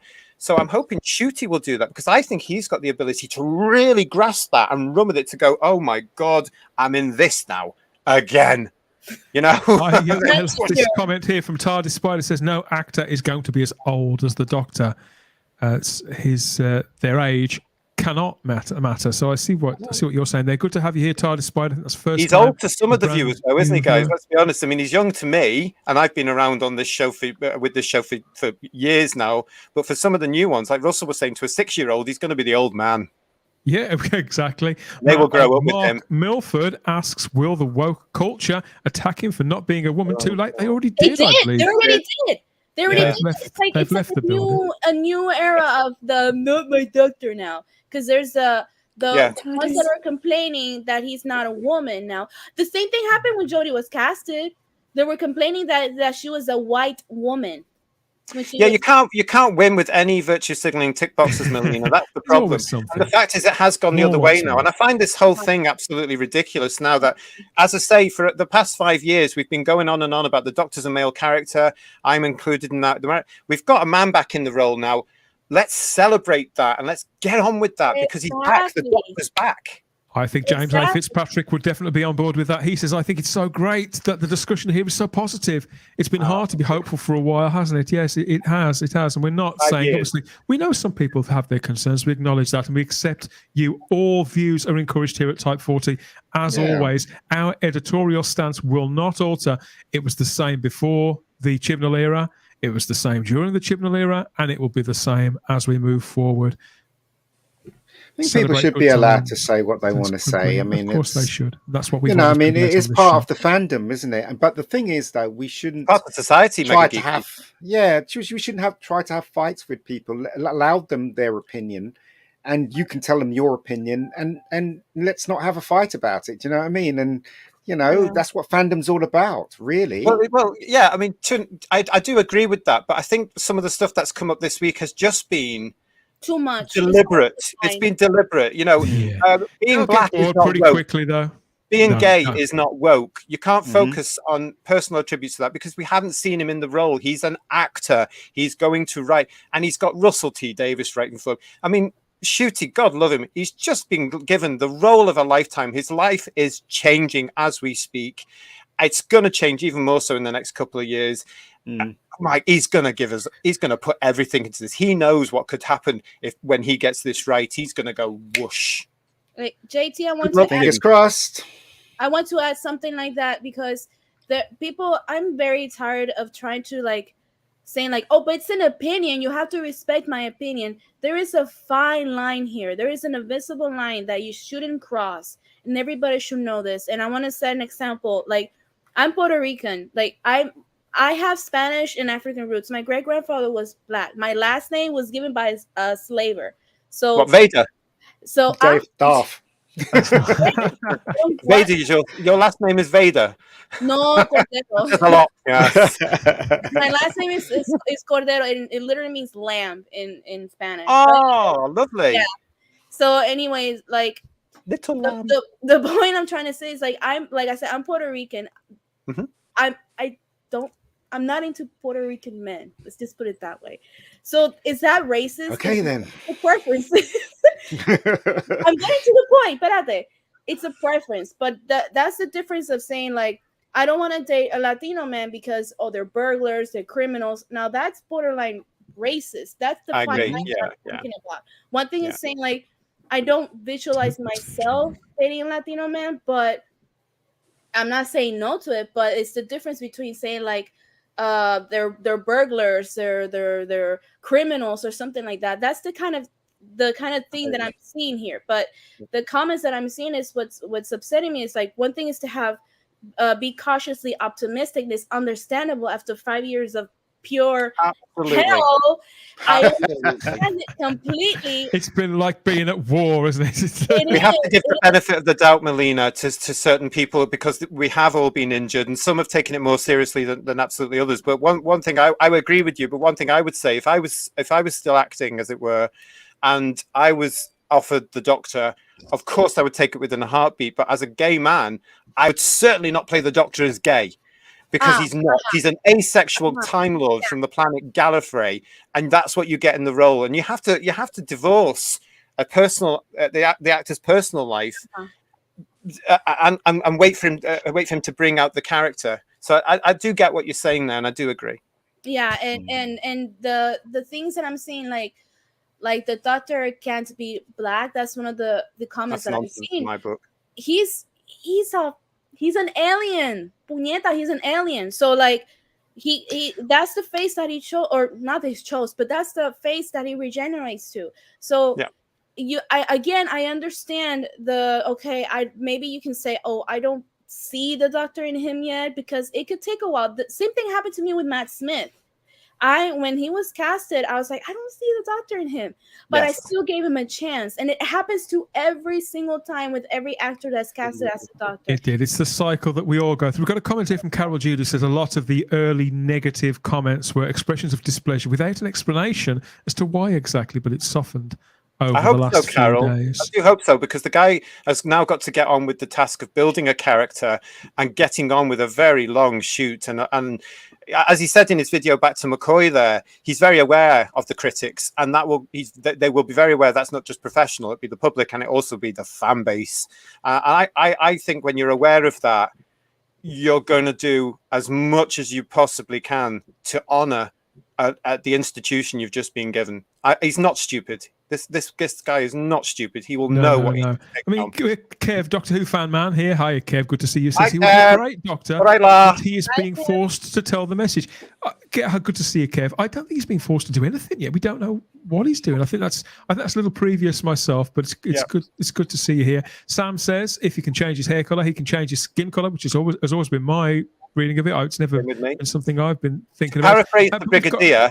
As long as he stays male, he can wear what skin he likes. Kev L says he's not even British, so F that. He's British though. He's a Scotsman. He's a Scot. ¿Qué carajos? What? Sorry. I hope you're right, JT. Excellent. This problem being. No voy a decir más nada. Se acabó. Yeah, in fact, we've got some quotes as well here from Ncuti again. These are some nice ones, describing how he came to the role. It says it was really weird because I said randomly to my agent that my dream role would be Doctor Who, and the next week she called me saying, "You never guess who's called you." So he said, "So dream big and manifest. Manifestation is the key." I think he's been talking to Noel Edmonds there on the old. He's been reading the Secret too much. That's what I reckon. Well, if you get the call from Andy Pryor via your agent to say, "Look, would such and such like to come in and audition?" I mean, even to get the audition for the role of the Doctor is huge. And Andy Pryor obviously made his name through Doctor Who and the successes he's had with casting on various things, including Doctor Who. So, to get that call, it must be a thrill for an actor to be able to say, I've been called for what? How wonderful is that? I thought that was quite nice. We've got a quote as well here from him concerning Sunday and the BAFTAs. He said he was giving out some thank yous on Instagram, as you said earlier on, Charlotte. He's very active on Instagram, and he said thank you. He said thank you to the Doctor herself, Jodie Whittaker. Not sure who that is. The Doctor herself, Jodie Whittaker, and Mr. David Tennant for your beautiful words of support and encouragement on BAFTA Day. I was absolutely cacking my pants, and honestly, speaking to you two was priceless. Well, there you go. I'm sorry, just whenever I hear his quotes, I just smile, and I've missed that. Just having a doctor that when I hear him speak. When I see anything, I just feel happy and I smile because everything he's saying, like I said, that is purely about the role. That is purely about Doctor Who. Yeah, it is just lovely, and it's just humble. And I think what I'm really loving is the enthusiasm. You just get this boundless enthusiasm off him, which I think is only going to help him. Charlotte, how do you feel about this for enthusiasm? Robert Payne says, "Cacking my pants is definitely proof of Scottishness as an expression." Oh, it's got the nod there from JT. Absolutely, that's brilliant. What I would like to say to Ncuti as well, if he ever comes across this show, is not only good luck and it's going to be brilliant, and I'm sure you're going to be brilliant. But I'd also like to say, listen, it's great that the other doctors are there for you and support, but this is your show, this is your gig now. Make it about you. That's what I would say to him. Just it's your gig, and looking forward to seeing what you're going to do. Good luck, fella. That's all I can say. Good luck. I'm very excited. I know I have a good feeling, and I haven't felt like this in such a long time, really. And I just want to enjoy. I just really want to enjoy it, and I want to hug Charlotte too, right, Charlotte? It's a long trip. I've had a few on because I've been like this sort of. Again, what with the Charlotte? What about me and JT? Nobody wants to hug us. Do you know what I mean? So you're all good. Yeah, but I charge. There's a difference. Well, if you come here, and you treat me right and you give me tips, well then, that sounded wrong. She's a typical Puerto Rican. I'm a tour guide. I'm a tour guide. So yeah, I could give you hugs and maybe. If we do Type 40 live in Puerto Rico, I'm not paying for anybody. They can pay me. They can always. I'll just turn up on a beach somewhere. You can give me a pina colada. Fine. Piña.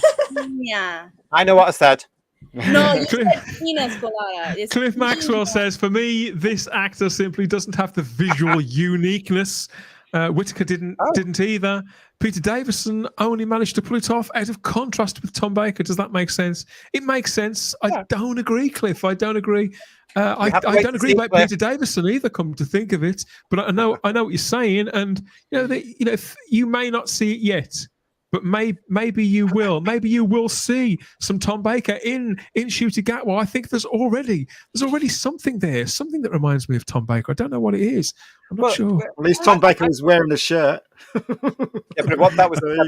But there's a lovely thing about the personal story of Ncuti, which reminded me instantly of Tom's story. Of the boy that's made good. I mean, we know that Ncuti was homeless at one point. He was desperately trying to get his career off the ground. While he was filming the initial series of Sex Education, apparently he was sofa hopping with friends that were putting him up because he didn't have a house. Was it as recently? It was as recently as that. Yeah, I've read some quotes from him, which I haven't included tonight, which are quite heartrending. Really, it does seem like he hasn't had the easiest of lives. It's one of those stories that when the inevitable story of him comes out as a biography or an autobiography far in the future, because he's too young, God love him.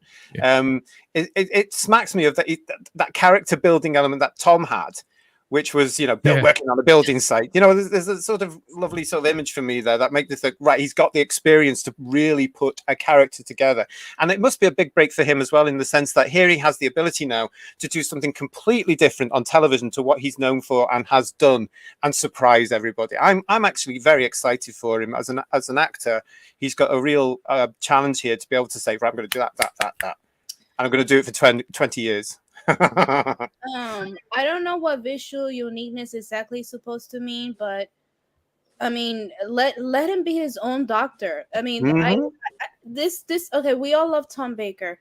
I love Tom Baker, but this whole obsession of going like, oh, I don't see Tom Baker, it has to be Tom Baker, but Tom Baker this, I get it, but he needs to be his own doctor, and that's something that, again, I'm sorry to mention Jodie Whittaker, that's something that she failed, at least for me. I still don't know who her doctor is.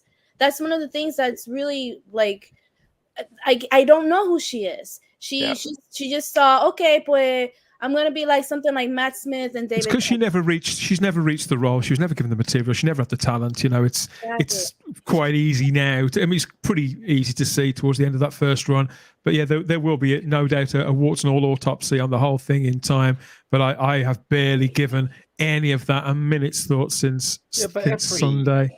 Every doctor had their own unique. They brought their own unique thing to the doctor, didn't they? All of them. Yeah, they do. And I think the brilliant thing, Melina, about what we've got now is we have in effect, we've got a reboot here for Doctor Who, because what's going to happen now is the all new Who is bringing in a brand new Doctor Who, and he has again on his shoulders is the responsibility now of bringing in a doctor for the next decade, if you know what I mean, for 2023 onwards. And he's got that.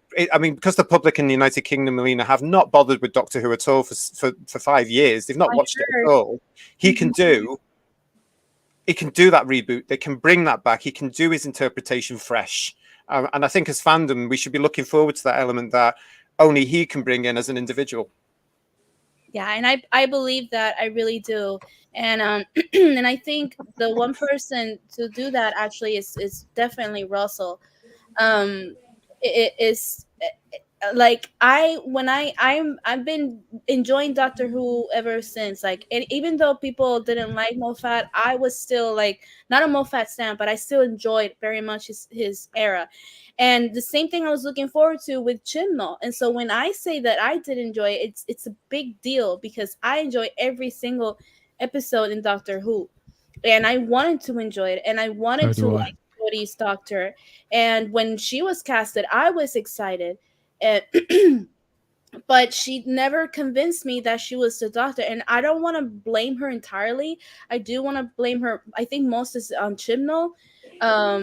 Really, I do, and I actually feel pretty bad, because like I said, she's going to leave, and well, she already left, but I still don't know who her doctor is, and she needed to make it her own. There were moments in Flux that I thought that that's it, keep it that way.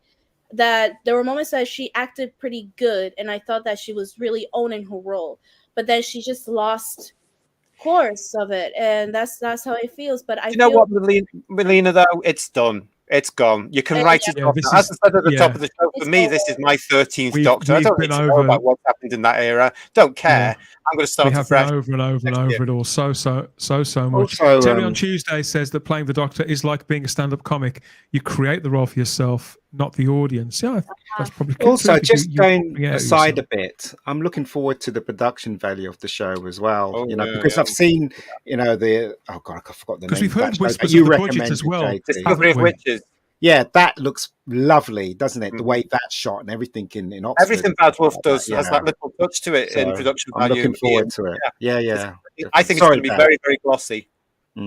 I hope so. Well, we were saying, weren't we, Ian? Because we've heard rumours about what the only me.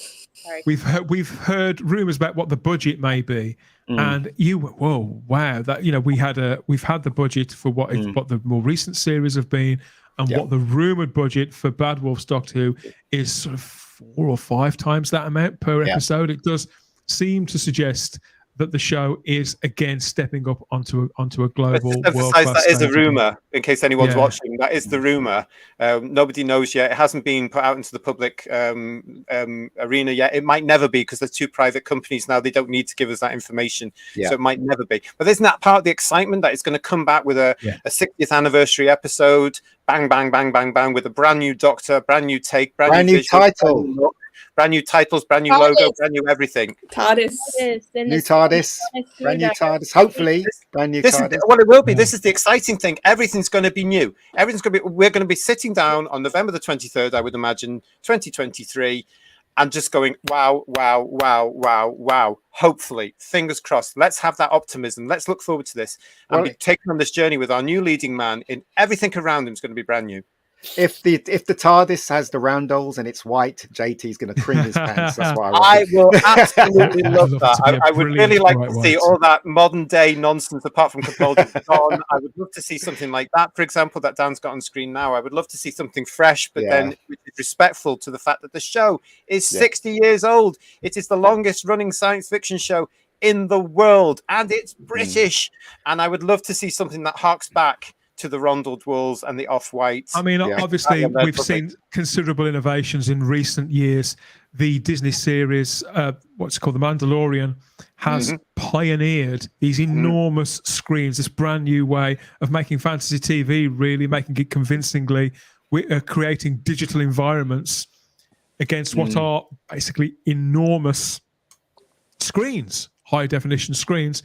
And Bad Wolf may not be in the league by which they can use that kind of technology, but obviously, as we've seen, that which was available, but that which was available to Amblin, though, Ian, in the 90s, that was reasonably affordable 10, 12 years later to television. And I think that tends to happen as time's gone on. Innovations have filtered down to television a lot quicker, because television and film, that gap is closed, isn't it? Yeah, so basically they might go for a digital environment. So they might have the console as a real thing, but everything around them might be digital. They might go that route, because I know a lot of TV series do that now. So you never know, because as I said, the technology my first instinct is I'm dead against that, because I want it all to be tactile. Well, you never know what they're going to do. Well, you never know what they're going to do. We may not be able to tell on screen. I know. Who cares? Remember as well that they will want to be looking for a marketing element out of this. You can see this thing behind me here with the various TARDIS play sets. They're going to be looking to a night of that, so it'll have to look like that. It will also have to be possibly tourable, because they make money about open the sets when the show's not in production. There's a lot of money there for them. We know the Whoniverse is on the way, whatever format that's going to be. We know there's probably going to be spin-off shows, whatever format they're going to take, with whoever going to be in there. I think they'll probably look for the TARDIS being a proper standing set, so that they can invite people on it, they can get money from it. I think JT. Yes, I think they've got a studio down there, especially Bad Wolf Studios, where Discovery of Witches, where the standing sets for Discovery of Witches were. I hear Doctor Who is going into that probably right now. So they might install the screens like they did in Mandalorian, because that is much cheaper than actually going to the location. So they might do it that way. You never know. Technology's there. You could certainly send the Doctor to lovely exotic alien planets, or to ancient Egypt or something like that, using that wonderful technology. Netflix shows are using it a lot, aren't they? So a lot. Yeah. And you mentioned The Mandalorian. They've certainly got the production to do it. It would save a lot of time for them. But isn't that one of the exciting things, Facebookers? The show's going to look different again. It's going to be reborn again, and I'm looking forward to seeing how they go for it now with these new production values and how they move it forward. Who Fan Dan is there. He's down for the white walls, the Corinthian columns, and proper roundels. He's watching on YouTube. And I'd love a play set of that as well, wouldn't you, Who Fan Dan? I'd love a play set of that for my little So would I. But I suppose before we find out about that, I think the very next thing we're going to find out will be the companion who is going to join the pantheon of new series companions. There we've got up on screen just a reminder of some of our favourite best friends that the Doctor's had over the last 15, 18 years. Who will it be? I think that my instinct is that they're going to go the classic combination. I don't mean classic series. I mean the classic combination. One Doctor, one companion. Absolutely. With a supporting cast. I think that's where they're going to go. What do you think, Charlotte? Yeah, I think because we've got a traditional Doctor, in a sense, with a male, I think we're going to get a traditional companion to match. So I would not be surprised if it's female. Mm-hmm. I personally, though, would like if they took a bit more of a risk with the companion in Russell's era, because I think modern Who has played a bit safe, has sort of had a certain sort of type of companion. So I would love in the future to have, like a Jamie, get somebody from back in time, get somebody from forward in time, get an alien. Like, I would love if they did do that. But I've got a feeling for the first sort of Doctor and companion, they're going to go a bit more safe on what they know works. I got to admit, I did like Bill and who's that? The second guy, the glasses. Towards the end, I did like them. Towards the end, I really did. Yeah, I've just heard today that Matt Lucas, who played Nardole there on Doctor Who for Series 10, that he's part of the BBC's Who Do You Think You Are series, the very next series of that, whenever that's on. For the people who've got a TV license, you can obviously watch that. There's been several Doctor Who personalities that have been part of that show. It's a very long-running one, isn't it?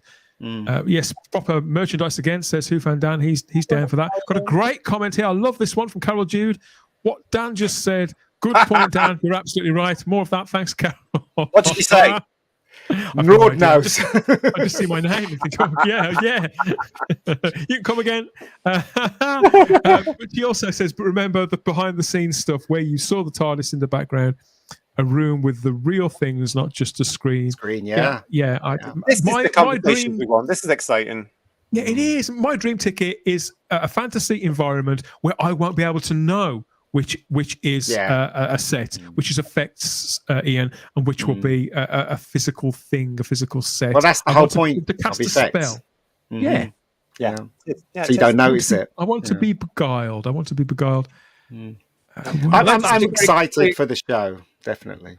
Oh, I'm pleased about that, Mega Geek. Can I just say very quickly, thank you to the Facebookers who are actually messaging me live while we're on the air to say that the Sylvester McCoy auditions are on the season 24 Blu-ray box set. I haven't seen the season 24 Blu-ray box set yet because it's not out on the standard edition range. So thank you. I will be looking forward to seeing them. Thanks for letting me know, guys. Awesome stuff. Doc Martin says, I'd like a female companion who has a tank girl or Halo Jones kind of vibe. Halo Jones classic comic. We had one of those in the magazine. Do you remember? 2000 AD.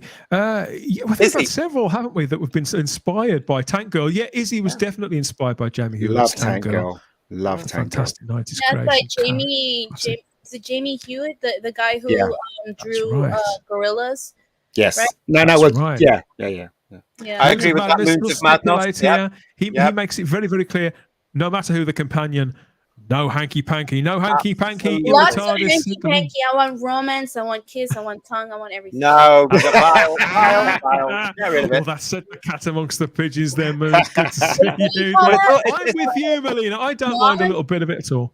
No, I do, because it's all that stuff that's got us into the trouble we're in now. And, I'm with JNT and always have been there. That's not what Doctor Who's about. Doctor Who is about a Time Lord in his TARDIS going around, getting himself into trouble with the human representative. And I can't be done with all that lovey-dovey bullshit. Let's get rid of it. I think get rid of it. The Doctor, you're quite right. I view the Doctor as similar to you, JT, as an asexual character. But absolutely. Strangely, I also view him as an almost romantic hero, just because he is next to asexual. I think he has that sort of that quality where he's a romanticized character, and that's something that I think the two things aren't mutually exclusive. I think romantic though doesn't have to mean kissy. No, that's what I mean. I mean a classic romantic hero like Heathcliff in Wuthering Heights. Touchy fan fiction, smut, everything. I like that. Stays down there, and with that element. Now deciding to leave the fandom, I think we can Charlotte agrees. I'm just watching this fun. James A. Fitzpatrick says, I want to return to a Donna-like relationship. you'll recall she was the most popular. I think in hindsight, she's probably one of the most popular, isn't she, Charlotte? I just want him to be the yeah. smartest man in the room. That's all I want him to be, the smartest man in the room. Because I used to like that with the Tom Baker era and the Pertwee era. So that's what I would really like personally. But, you know. Essential. Sam doesn't mind romance in the TARDIS, provided it's between the companions. Just leave the Doctor out of it. Sam, do you not think, though, that they tried that with Rory and Karen Gillan's character, Amy? I thought they messed that up chronic, and I thought it was cringeworthy. Stephen overwrote it, I think. On the TARDIS. Simple as that. Leave that for the soaps. I didn't mind it. I didn't mind it. I think it's awful. That whole thing about that suggestion that's going on in the cloisters. Oh, no. I didn't mind it. I thought it was all right. Oh, yes. No. Yes. Oh no! I mean, that's why it opens up. I'm gonna have to turn on the air words. conditioner again. See, it opens up all this sort of stuff from Sadako24. He says, "I wrote a fanfic. Oh, this is going to be hot. Mind your eyes, everybody. This is hot stuff. I wrote a fanfic where the Doctor snogged one of the Sisterhood of Khan, which was odd because they're a cult of man-haters. Are they a cult of man-haters? I don't think they're a cult of man-haters. No. Give me the link. They're not the best-looking birds in the world. It has to be said. Give me the link. Where is it? Is it archive of our own? Yeah, Mina needs a link to that one, Sadako. So send us that, please. She's not going to leave you alone now, mate. Just a warning until she gets that. Oh, where have you been, Geek Rambles? Good to see you. Sorry, I'm so late. She says she's watching the chat. Good to see you. Who else is here? No. Sacred Flame, Sacred Fire, says Crimpling Doubloon. Mm-hmm. Yeah. And the only we've got another one here from Digby Strawbish to close that comment on, I think, with the only thing the Doctor should kiss is a lady's hand. You old romantic, you old dog, Digby. Or maybe the TARDIS if he's very excited for like a second. The TARDIS is different, though, isn't it? The TARDIS is his love and joy, and I don't know what they did in the Chibnall era when it came when the relationship between the Doctor and the TARDIS was right. Okay, so we'll move on. But they have that element now to bring that back, that symbiosis, that special relationship that technically a man has with his car. That was the whole joke about the Doctor and the TARDIS, wasn't it? It was the man with his car relationship. But you two want to be left alone, kind of thing. And I would hope that would come back again now. Yeah, let's see the Doctor having fun with the TARDIS again and see. And not knowing where he's going. I hope he loses the ability to control the bloody thing. He never had control of it. Oh, he did. That's when it works best. But the Doctor's a little bit confused by what the Doctor. He thinks that he's got the hang of the TARDIS, and the TARDIS is doing what he needs it to do, but then questions as to whether it's the TARDIS that's been in charge the whole time. Let's finish off with a couple more wonderful, pretty pictures from the Doctor Who universe. You're going to love this one. This is from. Don't get too excited, people watching, but this is from Well Built out there on Twitter. It's a Lego. It's a Lego Ncuti Gatwa there with he's got the key to the TARDIS there, which people refer to all the time. Where's his hair? He's going to start tinkering there. Yes, I probably didn't have that in the toy box. Well Built. He's had to go and buy some more little bits and bobs of Lego there to build the set up. But he's got the Sonic and he's about to do some tinkering, just like you were saying, Ian. Mm-hmm. Yeah. Who knows where? It's a good Lego. It's a good Lego. Oh yeah, no costume. I think it's minimal. I think minimal. Yeah. What do you think, Mina? I don't know what that is, but which is the right answer. Don't encourage me. So that's from Well Built on Twitter. We've got another couple here. We've got this one from Carolyn Edwards. This beautiful little pencil drawing there of, I think that's after the simmer. Once we've seen the previous Doctor depart in a blaze and a blaze of flames there. That's that's all you need. You don't need to see it on screen because there it is there. And I thought that was beautiful, that illustration, just to say, you don't need it on screen. You've got that illustration. Move on. Do you reckon they're going to do it, JT? No, I don't. I think they're going to kick it off with just him there. Rang, him on the run or doing something. Bang into titles. Okay. I think you could be right, especially with the passage of time that's going to go in between then. Why remind the public, Ian, of a failure? Yeah, I think it's a similar situation to after the Wilderness years. Just it's as if those 16 years have been sort of squished down to 18 months to 2 years. We've got this one as well from the noted illustrator and cartoonist Rainey Shramsky from the States. She's contributed to so many projects over the last few years. Most notably, I think last year to the Blake 7 annual. But this is her take on Ncuti Gatwa on how he may look as the Doctor. Yes, I like that one. Yes, I love it. A delightful artist. So go and follow Rainey on Twitter, and I think she's got a website too. And she's a prolific illustrator and artist. You'll definitely have seen some of her work before elsewhere, but I thought that was quite nice. He's managed to get the blonde hair there as well, Ian. It's nice. It's a good drawing. It's a lovely drawing. Good drawing. Yeah. I love the sort of smirk / smile that Right? he's doing in it. Yeah. That suits him. I hope he does that almost in the show. It would work. I'd still like to see him with a beard. I don't know. I think he's a very attractive man, and I think he would look really good with just that beard. He's a little bit mischievous, maybe. Like what do you call like the master. Goatee, whatever. Yeah, something like that. Yeah. Okay. Yeah. I'll be happy Nice if him art. just having a moustache. I'll be happy. Yeah. Obviously, facial hair is, I suppose, neither here nor there, but it's all a question of style. It'll all go with the general look. Well, he's a man of style. We know that. Problem being, it's specifically for a zoot suit, just like you're in kind of Dick Tracy and those kind of movies. What do you think about that, then, Ian? Zoot suit, like in wasn't Marty McFly mentioned a zoot suit? Yeah. He was wearing one, wasn't he, at the ending of the film? Yeah, when he was playing on That's a Zoot Suit, apparently. Because he says to Doc Brown, doesn't he? He says, "You don't expect me to go back with that zoot suit." That's what he says. So Well remembered. Yeah. Geek Ramble says so much talent around. That's just us on the panel, everybody. Exactly. And, Just me and JT, not those two down below. Kev, Doctor Who fan man, comes with a more serious question. I think Kev's a little concerned about this panel. What will make us older fans stick with it? Well, good stories, a good production values, and him being really good as the Doctor. That's what would make me stick. If it isn't, I'll go.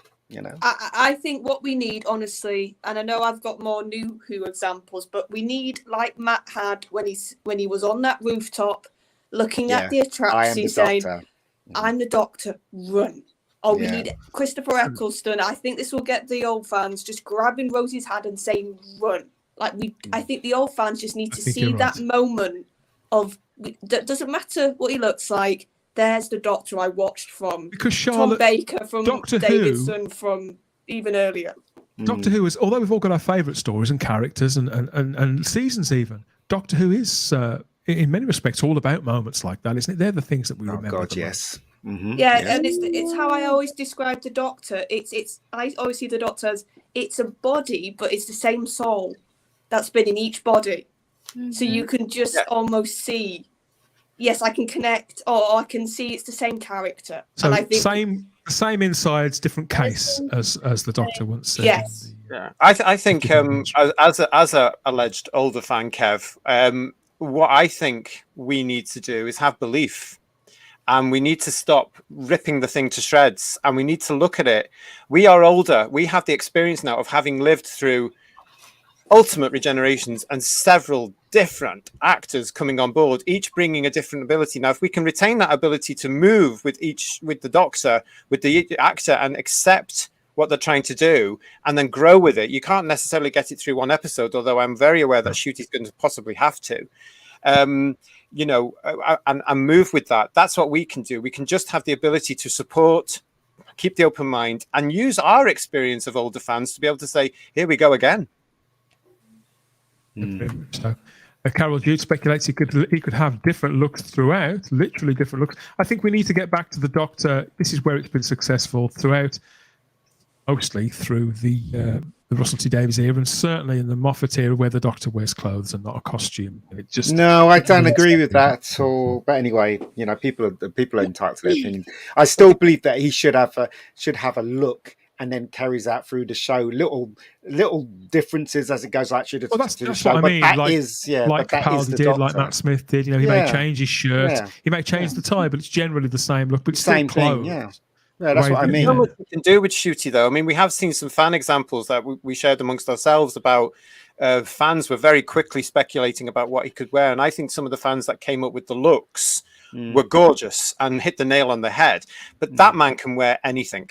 And he's proved that with all these designer clothes that they give him to wear for these magazine shoots. And he's proved that he can do that. And that must be quite an exciting thing for him now, to be going through various wardrobes and through various designs. And if they haven't already settled on a look, which they probably have, to be honest. I think they're talking about it. You can guarantee that. As long as it's I'm not sure if he's got the role in February. one. Yeah. If he got the role in February, it must be almost ready now to do it, and if not already got it, very close to doing it. But it's exciting to see. I'm expecting something in period. Oh no! Oh no! No!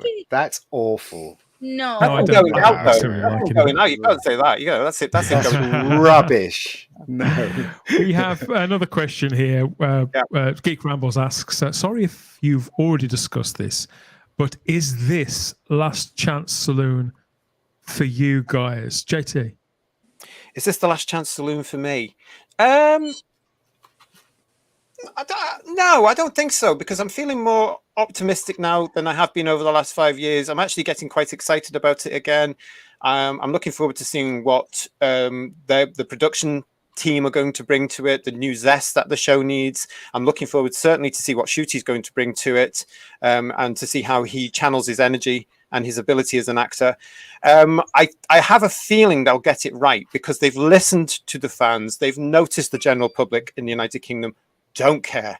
They know that they've got to do something. But having been a fan of Bad Wolf Productions for quite a while now, I do have an element of faith in certain elements of the production team. And I think there's other elements of the production team that are professional enough to know I've got to keep that out the door, fingers crossed. I don't think this will be the last chance. So I think it's going to be okay. At this time, on this date, when we are doing this, I think it's going to be all right. Me too. And I think because Doctor Who is that kind of standard, like Tars and like Peter Pan, it will, I think Russell's right. I think it will always come back. Whatever happens to the intellectual property, or whichever medium it sort of strays into, and however times change and storytelling changes, there'll always be another chance and another version of Doctor Who. And I look forward to the furore when they bring in the first holographic Doctor. Ian, what are your thoughts about this? I mean, you've said you're going to give it an episode to see how it goes. Yeah. Would you describe it as a Last Chance Saloon for you? Because just one, Ian. Just the one for me. Yeah. Well, I'll take a look at the first one. I doubt the first one's going to be bad. I doubt it. Right? We got Russell behind it. This new guy. Hopefully, he'll knock it out of the park. As you said, JT, Russell is not stupid, man. He knows that the first one's got to literally hit it. It's going to hit a home run with the first one. So the first one is very, very important. So he's probably going to give us one that hits it out of the park. We're going to be happy. I just hope that it goes through the rest of the episodes and the rest of the series as well. So as I said, I've got my fingers crossed. Sorry? It depends how they do it, isn't it, Ian? I mean, there's a rumor going around that the 60th anniversary special will be the traditional 90-minute episode. But what if it does have a cliffhanger in it, which will mean that you have to come back the following week or the following month? Or if it's a series, what if it's a trilogy, for example, of 1 hour episode? I mean, there's so much they can play with now for the 60th anniversary in that November month. And then get us back. But you're right. Creatively, JT, it's wide open, isn't it? It really is. And that's quite exciting as well. But what they have to do is they have to bring us back in March 2024. They do. Yeah. If it doesn't, then I'm out of there. How do you feel about this, Mina? Because I don't know how close you were. Is this Doctor Who's very last chance for you? What is Mega Geeks? I don't know. I don't think so. I think it's because I love this show so much, and this show I know we all have our little story behind why we're so close to this show. Like I started watching it. It was the same year my mom passed away. So it was an escapism for me, and I loved it. I loved it very much, and I thought that it was I don't know, it was just escapism. So even though, which I doubt, I really still highly doubt that I will hate this era, but let's say if I don't like it for whatever reason, I still want to give it a chance. I still don't want it to end. I still want to root for it. And there was a time that, I'm not going to lie, there was a time that I was feeling so bitter and so mad that I did at one point said that I wanted the show to end, that I wanted everything to fail, because I mean I was just raw with emotion. But deep down, I don't. I really do love this show. It's emotionally connected to you, isn't it? It is. It is. It has been. I don't know why I'm feeling very emotional or something, but it's just like it was a really bad year for me. But, yeah, of course. Yeah, because my mom passed away in March of 2010, and I started watching it back in August, September of that same year, and I was alone in my house because my dad had to work. I'm an only child. And so it was a nice moment for me. It was a good fantasy just to like have the doctor just arrive here, show up here, and then take me away to these adventures. Yeah. Absolutely. Yeah. And that's why I really do love this show, and I want it to succeed. And no matter what, I want it to always We all do. Yeah, we all do. I think there will be a lot of people, Melina, that have a similar experience or a buy-in. The big difference, of course, with us in the United Kingdom, it's a British institution. Right. Generations of children have grown up with this show. I come from the 70s, so I've grown up from Pertwee onwards. And okay, I haven't been invested in the recent era, and it was very easy for me to switch off. It's also very easy for me to switch on. And I'm hoping that's going to be the same for the British public when they want to come back and see their new Doctor. And that's the all-important test. It's got to be popular with the British public. I noticed Jamie put up a thing there about the fact that he, again, like many of us, has been so disillusioned with the 5 years. He's not connected with Doctor Who. What I was, was it Jack? Was it Jack? I think it was Jack. Was it Jack? Well, what I'd say to you, Jack, is I know how you feel on that one, but you know, you've got to try and get that optimism of looking at our new leading man. And the fact that this is not the same as the era that's just gone from 2004 to this very year. This is the all new start again reboot Who. Yeah, we know a couple that actually got together because of Doctor Who and are still married because of Doctor Who. Yeah, so you know, Doctor Who is really connected with people more so than any show on TV in the history Charlotte, of TV. how about you with this question of Last Chance Saloon with Doctor Who? Does this represent a last chance for you with the show, or more in line with what JT was saying? I think before the announcement, I wasn't sure. I was very much on the fence.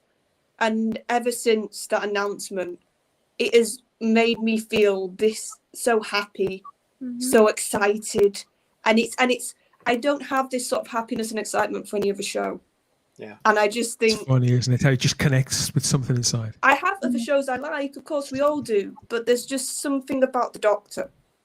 And I've said this in other streams, it's a show that I get stupidly emotional about and I get very connected about. And that day when I went on another stream pretty much as soon as the announcement happened. And I know, how dare I? I don't know what the girl's talking about. And I was a moment when I couldn't even speak, but I just had this feeling, and I think whatever happens, I'll always have that feeling when it comes to an announcement of this character, and I just think, and what's been lovely, it's reminded me having this now because we had those 5 years. So I think even if I do end up, if I don't like it, dipping out for a bit, whenever I hear we're going to get a new one, I will always come back and just see what happens. I think that's very much, this is, if anything, this has proved that to me, this announcement. Very it's clever. utterly proved that. It's very clever, Doctor Who. I mean, whoever came up with the idea of regeneration, whoever wrote that story between Hartnell and Troughton, you know, well, it wasn't the writer, it was a production decision. That's it. Yeah. Yeah. And they're the ones. They're the ones actually made it the way it is now. Sorry, Mega Geeky. Yeah, it was also Mr. Newman. Mr. Newman had a hand in it as well, didn't he? Yeah, he was still very much there, wasn't he? Yeah. So Ncuti Gatwa is the 14th Doctor, or will be the 14th Doctor, and we'll be here to count it all down, every announcement and every little press release, and lots of speculation on the way, of course, not only on Type 40, a Doctor Who podcast, but on Type 40 Live when that returns in a few weeks' time too. We're missing it just as much as you are. And we've got lots of fun ideas for season 5 of that show. And we're going to keep it under wraps for now, I think. But you'll be the first to know when we're back. If you like this video, Stay tuned. to An the old friend of channel. mine used to say, "Stay tuned." And yeah, hit the cloister bell so you get the notifications about when we're back. 3 what we're more doing, people. and Subscribe. We when we're need doing 3 more people to reach 900. 3 more We do people. it. Come on, subscribe. Yeah, just a reminder. I broke them kisses. Mwah, If you're mwah, doing this backwards, you mwah. can go and catch our Type 40 Doctor Who podcast. You can watch us or you can hear us either here on the Spacebook YouTube channel or over on the podcast of your choice, Apple Podcasts, Spotify. We're absolutely Banana everywhere with the podcast version, and you'll also find all the other podcasts on there too. So over 100 episodes of Type 40. That was our special 100th episode with Ian McLachlan, the incredible Ian McLachlan. What a fantastic guest. They're all up there on the feed. You can find all those, and there's audio editions of Type 40 live too, just a couple of weeks behind the live streams now, but they're all there. So yeah, you can hear us all over again. If you think, did they really say all that? It was outrageous. Yes, we probably did. And you can hear it all over again. And we got all of it right. Awesome. We did get so much of it right. We have, I think nobody can top our record here on Type 40. And whatever strand of the show that you're watching, we always come with the same. But these are our genuine opinions and our respect for one another, our respect for you guys who come here and spend time with us, whatever we're doing. And that will continue. Thanks for joining us, Mina. I hope you've had a good time. Yeah, thank you very much. Celebrating with us. And as always, my thanks to Charlotte. So that's where I left it. To Mr. JT and to Ian David Diaz, the Mega Geek. That's your ride, is it, mate? Yeah, it's my ride. Your ride home. You're going to go pick up a Balti or something, or yeah, something like that. Chinese. Have a lovely Kinesso. Delivery drive. You've always got something on the go, haven't you, to get your gams round? But yeah, that covers it this time. Thank you to everybody who's been watching us the whole time. We've had a great time chilling out and taking in the sights and the sounds in the wake of the 14th Doctor announcement. But yeah, don't miss what we've got coming up next. The live streams will be back soon. There'll be more podcasts. We've recorded a few already. Some great guests coming on the podcast. I got a confirmation from 2 guys today who are coming on together. Incredibly creative people in the Doctor Who community. I can't wait to talk to them, and you're going to love that conversation. I've been to the future already. It was brilliant. I've just got to go and record it now. But yeah, everybody, thanks for joining us on this show. A Type 40 Extra, it's our longest ever extra show, but I think I probably knew that was always going to happen. Wherever you are and whatever you do, we hope that you stay with us and stay with Doctor Who and keep the faith. Who knows what's coming in the future? That's Brilliant. It for this time. Excitement, Enjoy your energy. weekend. Subscribe. Like the man Bye-bye, says. Yeah, please Facebookers. subscribe. We'll speak to you all soon. Take care. Bye-bye.